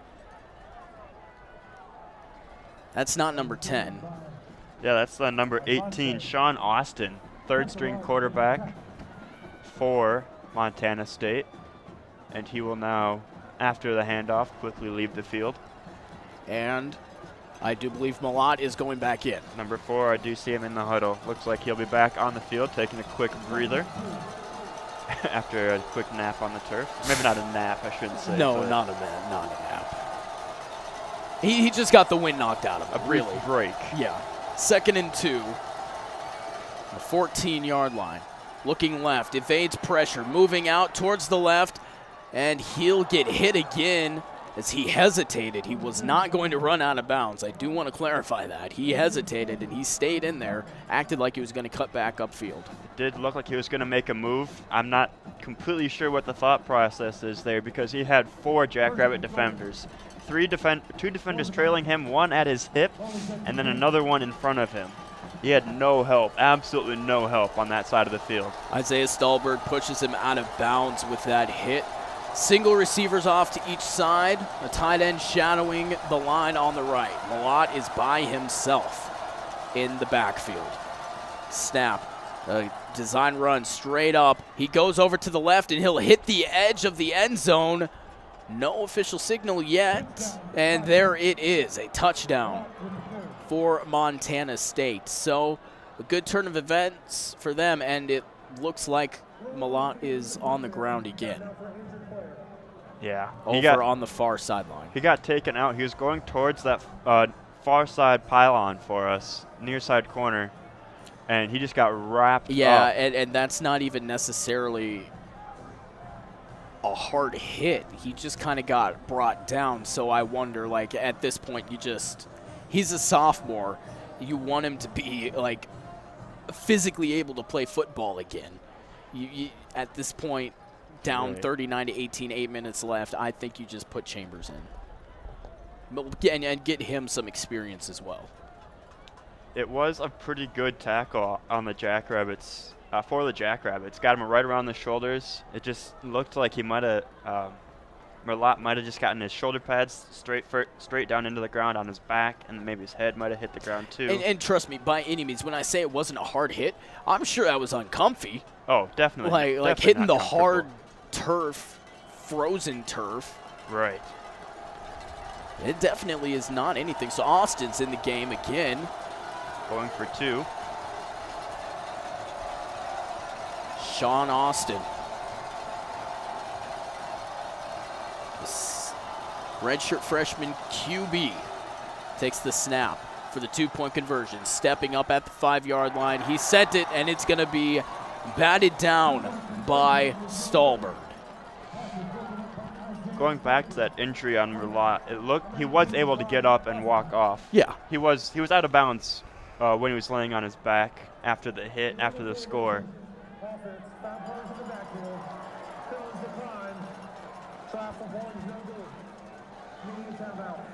So I think it's going to be 5 runners in the backfield? I believe that's what I heard. That's why I stopped talking. I didn't realize the referee was making a call here. Yeah. But either way, it's declined. The 2-point conversion is going to be unsuccessful. There is a timeout on the field. We'll be back right after this. 8:08 left to go, 39-18. The Jackrabbits lead. Just 8 minutes left. 8 minutes left. Got to hold on for that 8 minutes. You're listening to Jackrabbit Football on KSDJ Radio. Uh-oh, Brad's buzzed. Oh, yeah? Yeah, he's starting with the woots. And now a speech. I just want to say that friendship is about heart and brain. Who's with me? Good thing is, he knows when he's buzzed. And my brain is saying, when it's time to go home, somebody call me a ride. Love that guy. Me too. Know your buzzed warning signs? Call for a ride when it's time to go home. Buzz driving is drunk driving. A message from NHTSA and the Ad Council.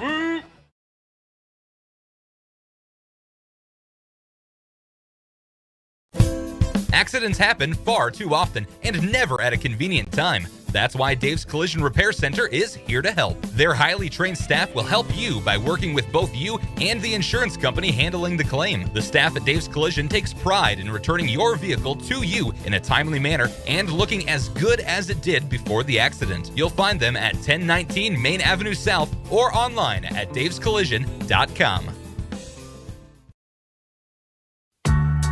When you're high, you feel different. You think different, you talk different, you draw different, you listen to music different, but you probably knew that. Problem is, you also drive different, and not in a good way. That's why driving high is illegal everywhere. So if you're high, just don't drive. Make a plan to get a sober ride. Because if you feel different, you drive different. Brought to you by NHTSA and the Ad Council.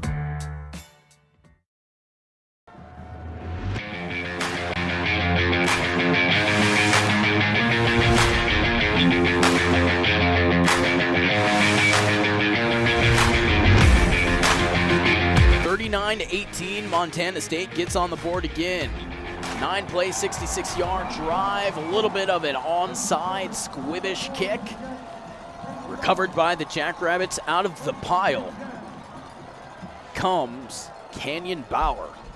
That couldn't have been a much better onside squib kick attempt than it was.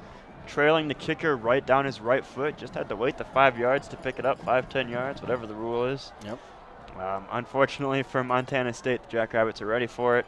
Had some hands team members up front, ready to fall on the football. Yep, Kenyon Bauer comes up with it, the wide receiver for the Jacks. Also, part-time kickoff returner, the junior from, you ever heard of a town called Sioux Falls? Only the biggest town in South Dakota. Well, in there is going to be number 2. I think that's Rudy Voss. Yep, Rudy Voss. Returning after a brief stint of injury throughout the last couple weeks. Keaton Heidi was the backup, but now Rudy Voss into the game. Of course, you want to save your starters for Frisco, which you're inevitably heading to. Right, especially you get to this point in the game, and you're starting to clear the bench, essentially. Same as in basketball. You start to clear the bench, put in your third string, 10 through 15 players, you get to that point. Game's not over till it's over, but... And this is what happens when you start to clear the bench. I hate to be that guy, but the procedure penalties go up, and that's just a fact of it. Well, in comes Tucker Kraft. He's playing his last game, potentially last game, and I would say last game. Like, there's no way he doesn't get drafted this year. I'd be surprised. Yeah. That should be his last game at home.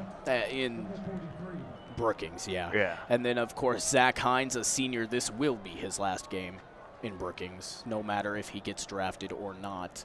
But both are eligible for the draft and have gotten looks from teams. Amar Johnson near side at the 40-yard line. The completion from Voss.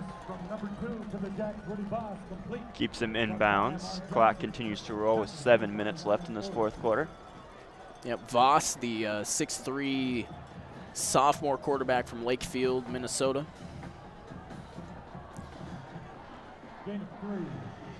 In there, relieving Mark Gronowski of his duties for the night.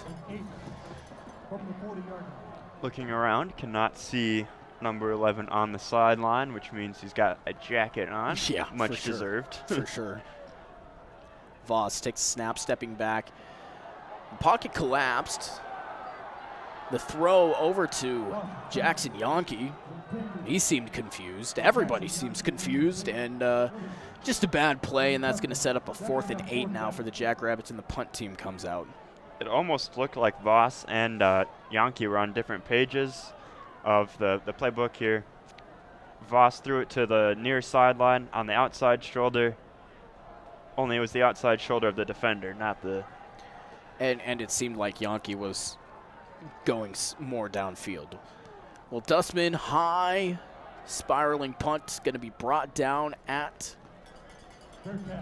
the 16-yard line. And Montana State will get another crack at it on offense. 39-18, 6 minutes, 21 seconds left to go in this final frame. Glad you're with us here on KSDJ Radio. You're listening to Jackrabbit Football. We'll be back right after this. Here's a fun fact for you. The average chameleon can point their eyes in 2 different directions.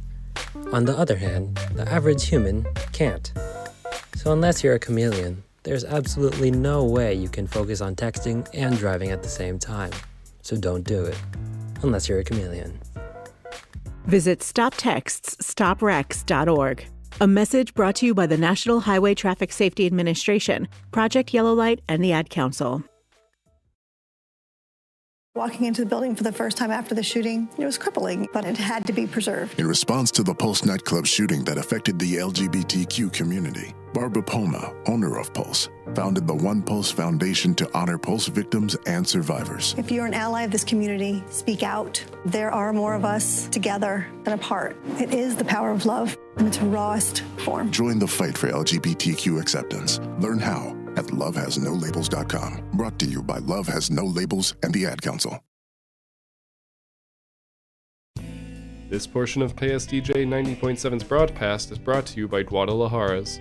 Located at 1715 6th Street in the Village Square Mall, Guadalajara's specializes in authentic Mexican cuisine. Guadalajara's opens at 11 a.m. every day and closes at 10 p.m. Monday through Thursday, at 10:45 p.m. on Fridays and Saturdays, and at 9:30 p.m. on Sundays. Weekly margarita specials are offered Monday through Wednesday.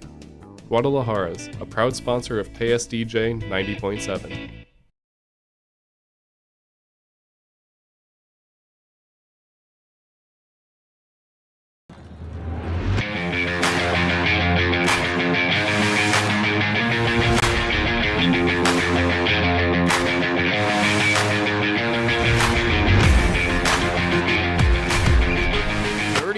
to 18, 6 minutes and 21 seconds left to go. The Jackrabbit defense is back on the field. Jackrabbit Nation making as much noise as they can, getting ready to wrap this one up and send them on their way to Texas.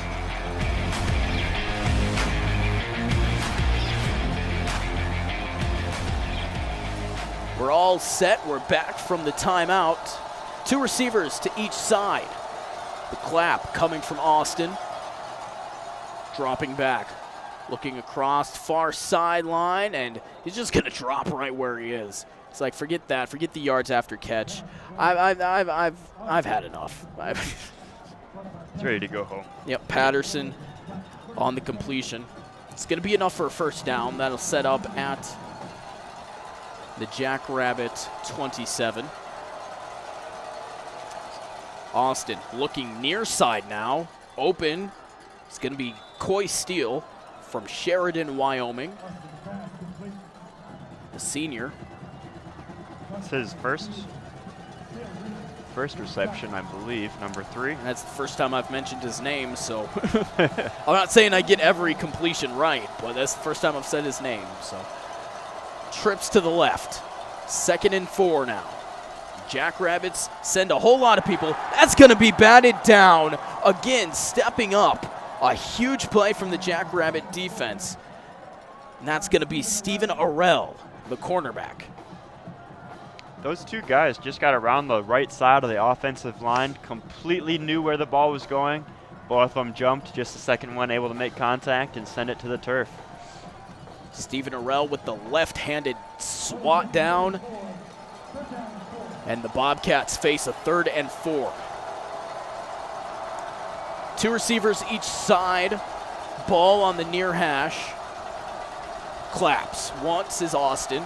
Claps twice. Looking left. Not switching his gaze. A one-on-one breakup coming from Cale Reeder. Pretty tight coverage by Reeder on the outside. A deep route, maybe 35, 40 yards going down that side. Glued to the receiver's hip. Incomplete pass intended for Steele. Nowhere for the ball to go. 2nd pass deflection of the night, putting him at a total of 5 on the season for Cale Reeder. It's 4th down and 4. The Jacks fans are getting loud. 2 receivers each side, back in the backfield. Austin claps. Now he takes it, stepping back. Steps up now, and he's going to run for it. He's going to dive forward. And it will be enough for a first down. Waiting for the referee to make up his mind, man. Only needed to pick up 4 yards, and I think he picked up exactly 4, maybe 5 or 6 on that rush to the right. Just stepping up, making the most of his time in the game. Austin steps up over the middle, has his guy, Ravi Alston, trying to move upfield, now down at the 40. That's Alston's 2nd reception of the game. Some words exchanged between Alston and Gales, Dyshawn Gales. 22 yards on that catch for Alston, brings his total for the game up to 52 yards. More contribution in the passing game as this game winds down. Trips right, ball far hash, quick on the far sideline. Quick dump off to Willie Patterson. The senior from Tacoma has been his favorite receiver so far. Has been the quarterback's favorite receiver so far, only having 39 yards though. That'll be, yeah, definitely Austin's favorite receiver. 47 for him in the game now, 4 receptions. Not a lot of passing for them total in the game, or now there's more in total in the game, most of it coming here in that 4th quarter. 2nd and 2, Austin's gonna keep it, gives it over to Patterson. He can't bring it down at the 30-yard line. Flag comes out as Austin gets spun around by a Jackrabbit defender. I could see this flag going 2 ways for roughing the passer or throwing it after crossing the line of scrimmage. Unless it was not. Unnecessary roughness. Jacks fans don't like that. It almost looked like Austin had been watching the Chiefs game last week. Patrick Mahomes doing the flip pass as he kind of goes out of bounds, no look, just kind of lobbing it up. I think it was to McKinnon or Pachenko, either way.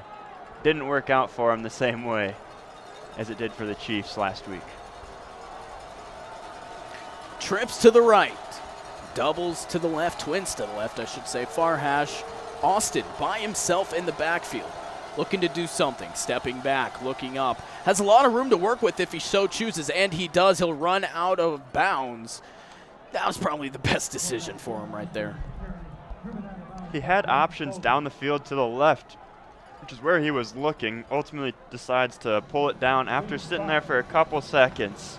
The decision kind of gets made for him as he's chased down from behind by the Jackrabbits defense, pushing him out of bounds at the 12-yard line. Now twins to each side, back to his right.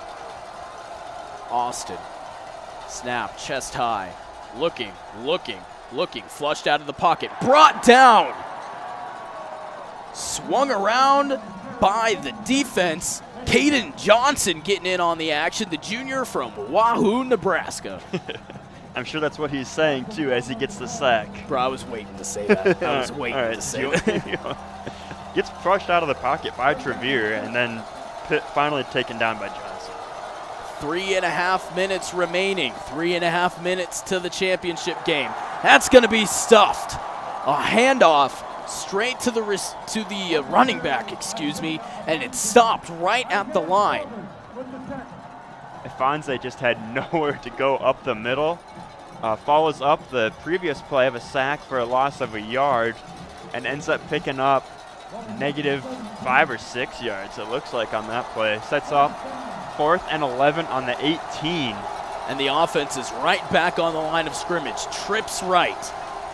Austin alone in the pocket, near side, gives it to that's not Fonse, that's Steele. He'll get dropped. The pass is complete. Montana State's defense will take the field here as he did not is make it not enough for the first down.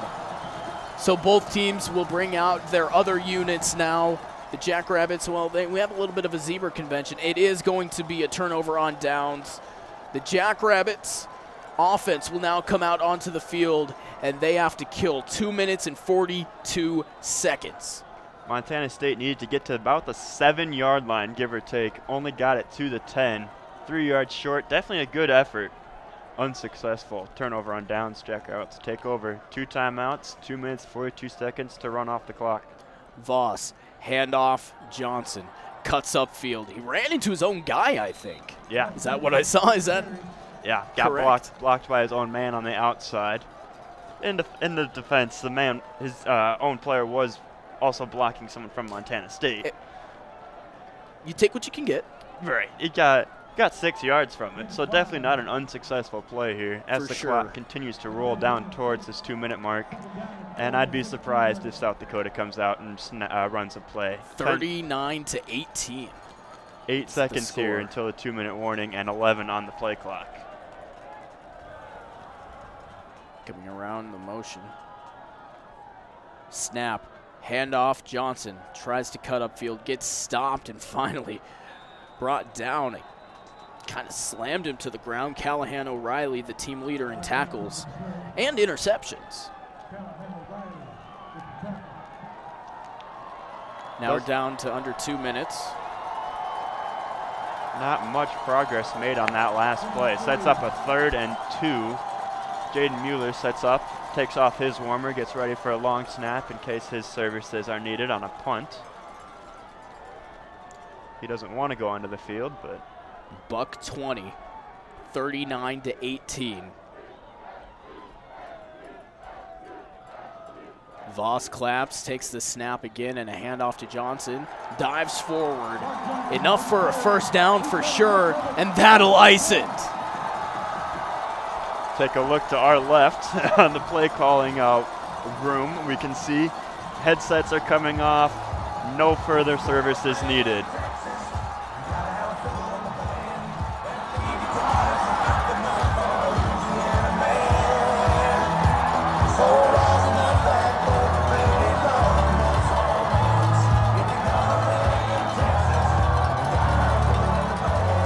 The play clock ticks down to under 10. The Jackrabbits in victory formation. Voss takes it, kneels it down. Excuse me, that is going to be Gronowski in there. He takes it, kneels it down, hugs all around. Powder, blue and yellow, thrown all over the stadium. As they go out and greet each other in the middle. Student section hanging on just in front of the railing, only a railing separating them from the field right now, ready for their team to come and celebrate with them. 3, 2, 1.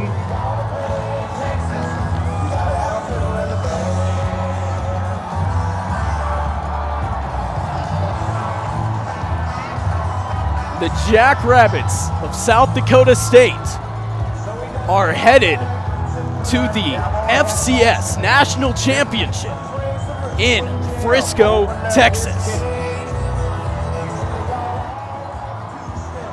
39-18, absolutely demolishing the number 4 team in the FCS playoffs, the Montana State Bobcats. The team comes over now to the end zone, dives into the snow piles, goes up and celebrates with the student section, the faithful that stuck around in this blistery cold weather.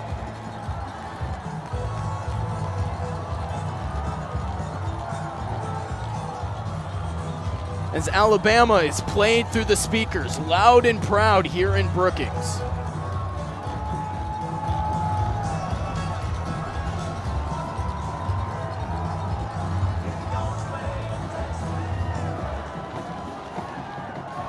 (39-18) is the final score. We will step aside. We'll have some post-game reaction and analysis for you. Take a look around the world of college football. All of that stuff, much more to come here on the Jackrabbit post-game show. You're listening to Jackrabbit Football on KSDJ Radio. I spent a lot of time in the garage, but even more time in the rain and mud. In '95, I helped tow your moving trailer. And in '09, it was sparks from me, your chains, dragging behind your truck that accidentally started a wildfire.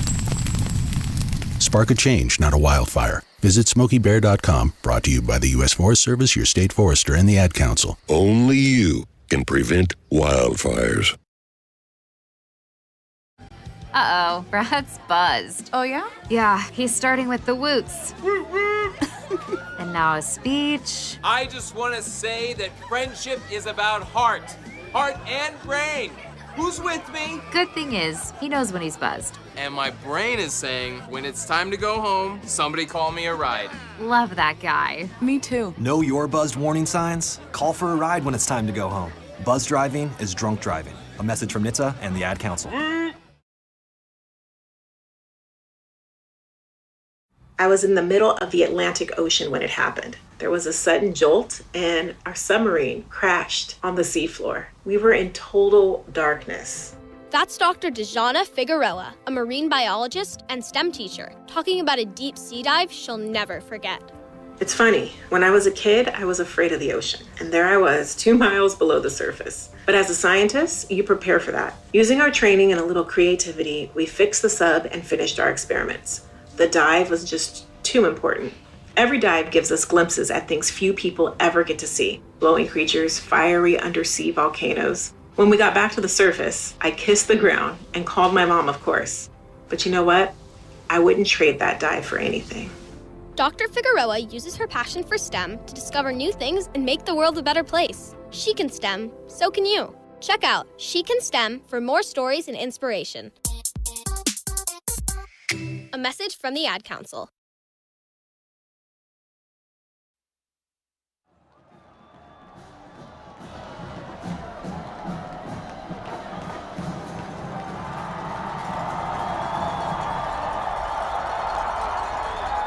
Well, the student section has now joined the football team on the field by the south end zone to take part in the singing of the school song and the alma mater, the yellow and blue. Some people took the safe path down the stairs on the south side there in that end zone. Some people just leapt over the fencing, took the snow pile way down. Caution to the wind, I guess. Warmer than I am. 39-18 is the final score. The South Dakota State Jackrabbits are headed back to Frisco for the second time. And a familiar foe on the other side of it as well, the North Dakota State Bison. It's going to be an all-Dakota National Championship. And I promise you this time it's for a lot more than the Dakota marker. Right, it's for a rock that's a little bit more expensive than that, maybe. Something a little more shiny, not quite Sioux Quartz, probably. Well, the yellow and blue are headed back down to Texas. Let's go ahead and take a look at some of the numbers. It's going to take way too long, and I honestly don't feel like going through all of the scores.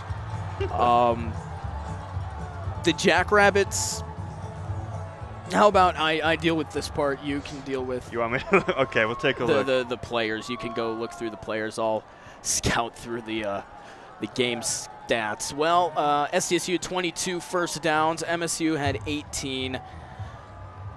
SDSU had 281 yards rushing off of 38 carries, only 52 yards on 34 rushes for Montana State. SDSU did have the disadvantage in passing yards, however, 192 versus 229. In total, the offense played 54 plays, 473 yards total, 60 plays and 281 yards total for Montana State. SDSU was 5 of 9 from third downs, 1 of 1 for fourth downs, and 3 for 3 in the red zone. Montana State was 3 of 12 on third downs, 2 of 4 on fourth downs, and 4 of 5 in the red zone. I'm going to go ahead and hand it over to Paul for individual stats here. Taking a look down through Montana State stats, they had a couple players that mattered here for rushing.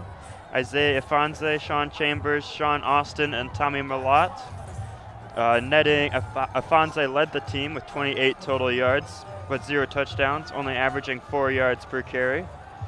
Sean Chambers, backup quarterback, coming in, playing mostly in that first half, netted a total of 12 yards and 1 touchdown. Sean Austin came in and played that last 8 minutes or so for Montana State. Netted a total of 8 yards with 0 touchdowns, with his longest rush being 5 yards, only averaging 2.7 yards per rush. And finally, their QB1 did not play most of that fourth quarter. Saw him take 2 big hits that left him laying on the field for extended periods of time. Nothing, didn't look too serious on the field, but enough that they would take him out, especially because he's only a sophomore quarterback. It was just the regular wear and tear of a quarterback run heavy offense. Well, you say quarterback run heavy. Tommy Malott had 17 total rushes on the day for a total net of 3 positive yards. And those 3 yards contributed to 52 total yards for Montana State rushing. Right, they did not have a fantastic day on the ground. Tommy was able to turn it around from halftime, where he had a total of negative 14 total yards on the ground, able to turn it into 3 at the end of the game and add a touchdown to it on the ground. 2 rushing touchdowns, Sean Chambers and Tommy Malott. Moving into the quarterback passing stats, Malott was 11 for 18, 0 interceptions for 174 yards through the air, no touchdowns. His longest was only 33 yards, and he was sacked 3 times. Their backup, Sean Austin, came in and took over center for most of the fourth quarter. He went 5 for 7 for 54 yards, kind of opened the game up a little bit there at the end. Kind of a lot too little too late for Montana State. His longest was 22 yards, and he was sacked once. Moving into their targets for the game, They had 4 main targets: Clavon Thomas Jr., Willie Patterson, Derek Snell, and Robbie Alston. Thomas Jr. had 74 yards, with his longest being 33 yards on the game on 4 receptions. Patterson had 6 receptions for 47 yards. His longest was 24. Derek Snell had 4 receptions for 32 yards. His longest was 15. And Alston had 4 receptions for 52 yards. His longest was 30. Notably, we didn't talk about it during the halftime, but in the postgame, we'll take a look at it. Montana State had 3 punts here by Bryce Lahington, totaling 114 yards in the air, averaging 38 yards, where his longest was 41. Moving into South Dakota State territory, Isaiah Davis and Mark Gronowski are the 2 main players we want to look at for these individual stats. Isaiah Davis had 16 rushes on the ground, gaining 158, netting 158, had no runs for negative yards on the day.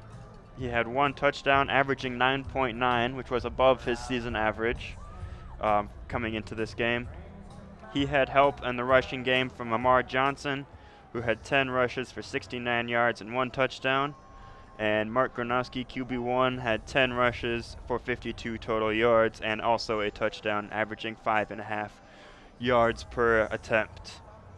Mark Gronowski had 10 completions on 13 attempts in this game for 189 yards through the air and 2 touchdowns, where his longest was 38 yards and he was never sacked. Rudy Voss took over for him in the 4th quarter, going 1 of 2 over the air for only 3 yards, and that was his longest, with only 1 completion. Mark Gronowski and Isaiah Davis, the big contributors here for South Dakota State. Isaiah Davis 158 on the ground, Mark Gronowski 52 on the ground, and 189 in the air. Gronowski's main targets, Tucker Kraft, Jackson Yankee, Amar Johnson, and Jaden Yankee, all contributing here today. Tucker Kraft had 6 targets for 4 receptions for 69 yards and 1 touchdown, where his longest was 36. Jackson Yankee had 3 total receptions off of 4 targets for 74 yards, no touchdowns, and his longest was 38 yards. Amar Johnson, coming out of the backfield, was targeted 3 times, caught the ball all 3 for a total of 31 yards and had 1 touchdown. His longest was 23 yards. And Jaden Yankee had 1 target and 1 reception for 18 yards. His longest was 18. Jackrabbits only had 2 punts in this game from Hunter Dussman, who totaled 63 yards, averaging 31.5. His longest was 40 yards.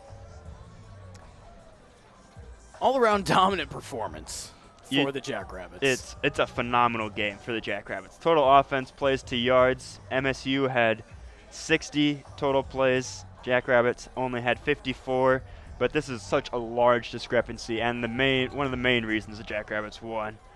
Montana State only had 281 total yards of offense. South Dakota State with 473. Ridiculous for a college game, especially a semifinals game. Yeah, seriously. Well, final score 39-18. Let's go ahead and take a look around the rest of the world of college football. Yesterday, North Dakota State beating Incarnate Word, the number 7 seed that beat Sacramento State to get to the semifinal. 35-32, the final on that one. North Dakota State advances to the FCS Championship game. We'll get to who they'll play here in a second. Spoiler, I think you know. It's a familiar opponent for South Dakota State. Yeah. North Carolina Central beat Jackson State in the Cricket Celebration Bowl 41-34 in overtime, the unofficial national championship of historically black colleges and universities. And Coach Prime's last game down in Jackson State, he's going up to Boulder. And as a Rocky Mountain sports fan, I kind of like that. Definitely something to pay attention to. I don't like the Colorado State Rams. I like the Buffs. You'll take it. Yeah, we'll take it. 39-18, the score. Jackrabbits defeat the Montana State Bobcats. They advance to Frisco. They take on North Dakota State, the I-29 rival. And like we said earlier, it's going to be for a lot more than a Dakota marker. It's a lot of bragging rights going on in this game. This is a pretty big, heated rivalry, to say the least. And this is the matchup that a lot of people thought would end up happening. Taking a look at the FBS, some bowl games started. Bowl season has started. UAB beat Miami of Ohio 24-20 in the hometown Lenders Bahamas Bowl. Number 24 Troy taking down number 25 UTSA 18-12 in the Duluth Trading Cure Bowl. Both of those were yesterday. And then today, finals in the Wasabi Fenway Bowl, 24-7. Number 14 Oregon State 30-3 over Florida in the SRS Distribution Las Vegas Bowl, and Fresno State wallops Washington State 29-6 in the Jimmy Kimmel LA Bowl. Looking at stuff happening tonight, happening in probably about 13 minutes. SMU versus BYU in the New Mexico Bowl. That game will be at 6:30 on ABC. And Boise State taking on North Texas in the Frisco Bowl, 8:15 on ESPN. And the Jackrabbits and Bison will take on each other January 8th at 1 p.m. Toyota Stadium in Frisco, Texas. That's nationally televised big time on ABC. In fact, I've been saving this one all year. The last time the FCS National Championship game was on ABC was the year that the Jacks made it in 2020-21 spring season. So a little bit of a cute fact there. Well, 39-18, the final score. The Jackrabbits dominated from start to finish, knock out the Bobcats and advance to the FCS National Championship game to take on the North Dakota State Bison. From all of us here at KSDJ, I want to thank you for listening and tuning in and allowing us to do what we do, from our advisors, Brian Stemwettle, Jim Helland, everybody that makes this possible. From all of our KSDJ sports team, we'll throw Matt Wieberdink and Catherine Jones in there, our producers back at the studio that help us produce some games sometimes. From the ones that aren't here, Tristan is back down home in the Bahamas. Dalton is back home in Arkansas. And we're the two actual Midwesterners that are still stuck here. It's not that cold. It's not that cold. It wouldn't be that cold if it wasn't for the wind. There it is. I was waiting for it. I knew it was coming back. Yeah, exactly. But from all of us here at KSDJ Radio, for Paul Monson, I am Braden Byer saying so long. Final score 39-18. The Jackrabbits advance to the national championship. We will see you soon. Thanks again for watching. And as always, go Jacks. If you're worried your friend may be struggling, remember, you don't have to be there to be there. You can say how are you or get a fake tattoo. You can ask with an app if it works for you. You can write them a text or knit them a sweater. If you can't be together, you can write them a letter. Whatever gets you talking. Whatever gets you talking. You could chat on the game, kick off your flip-flops. You can ask on your couch while you binge watch. However you do it, you gotta ask a friend.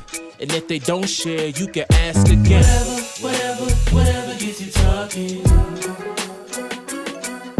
Whatever gets you talking. Reach out to a friend about their mental health. Learn how you can help at seizetheawkward.org. Brought to you by the Ad Council, American Foundation for Suicide Prevention, and the JED Foundation.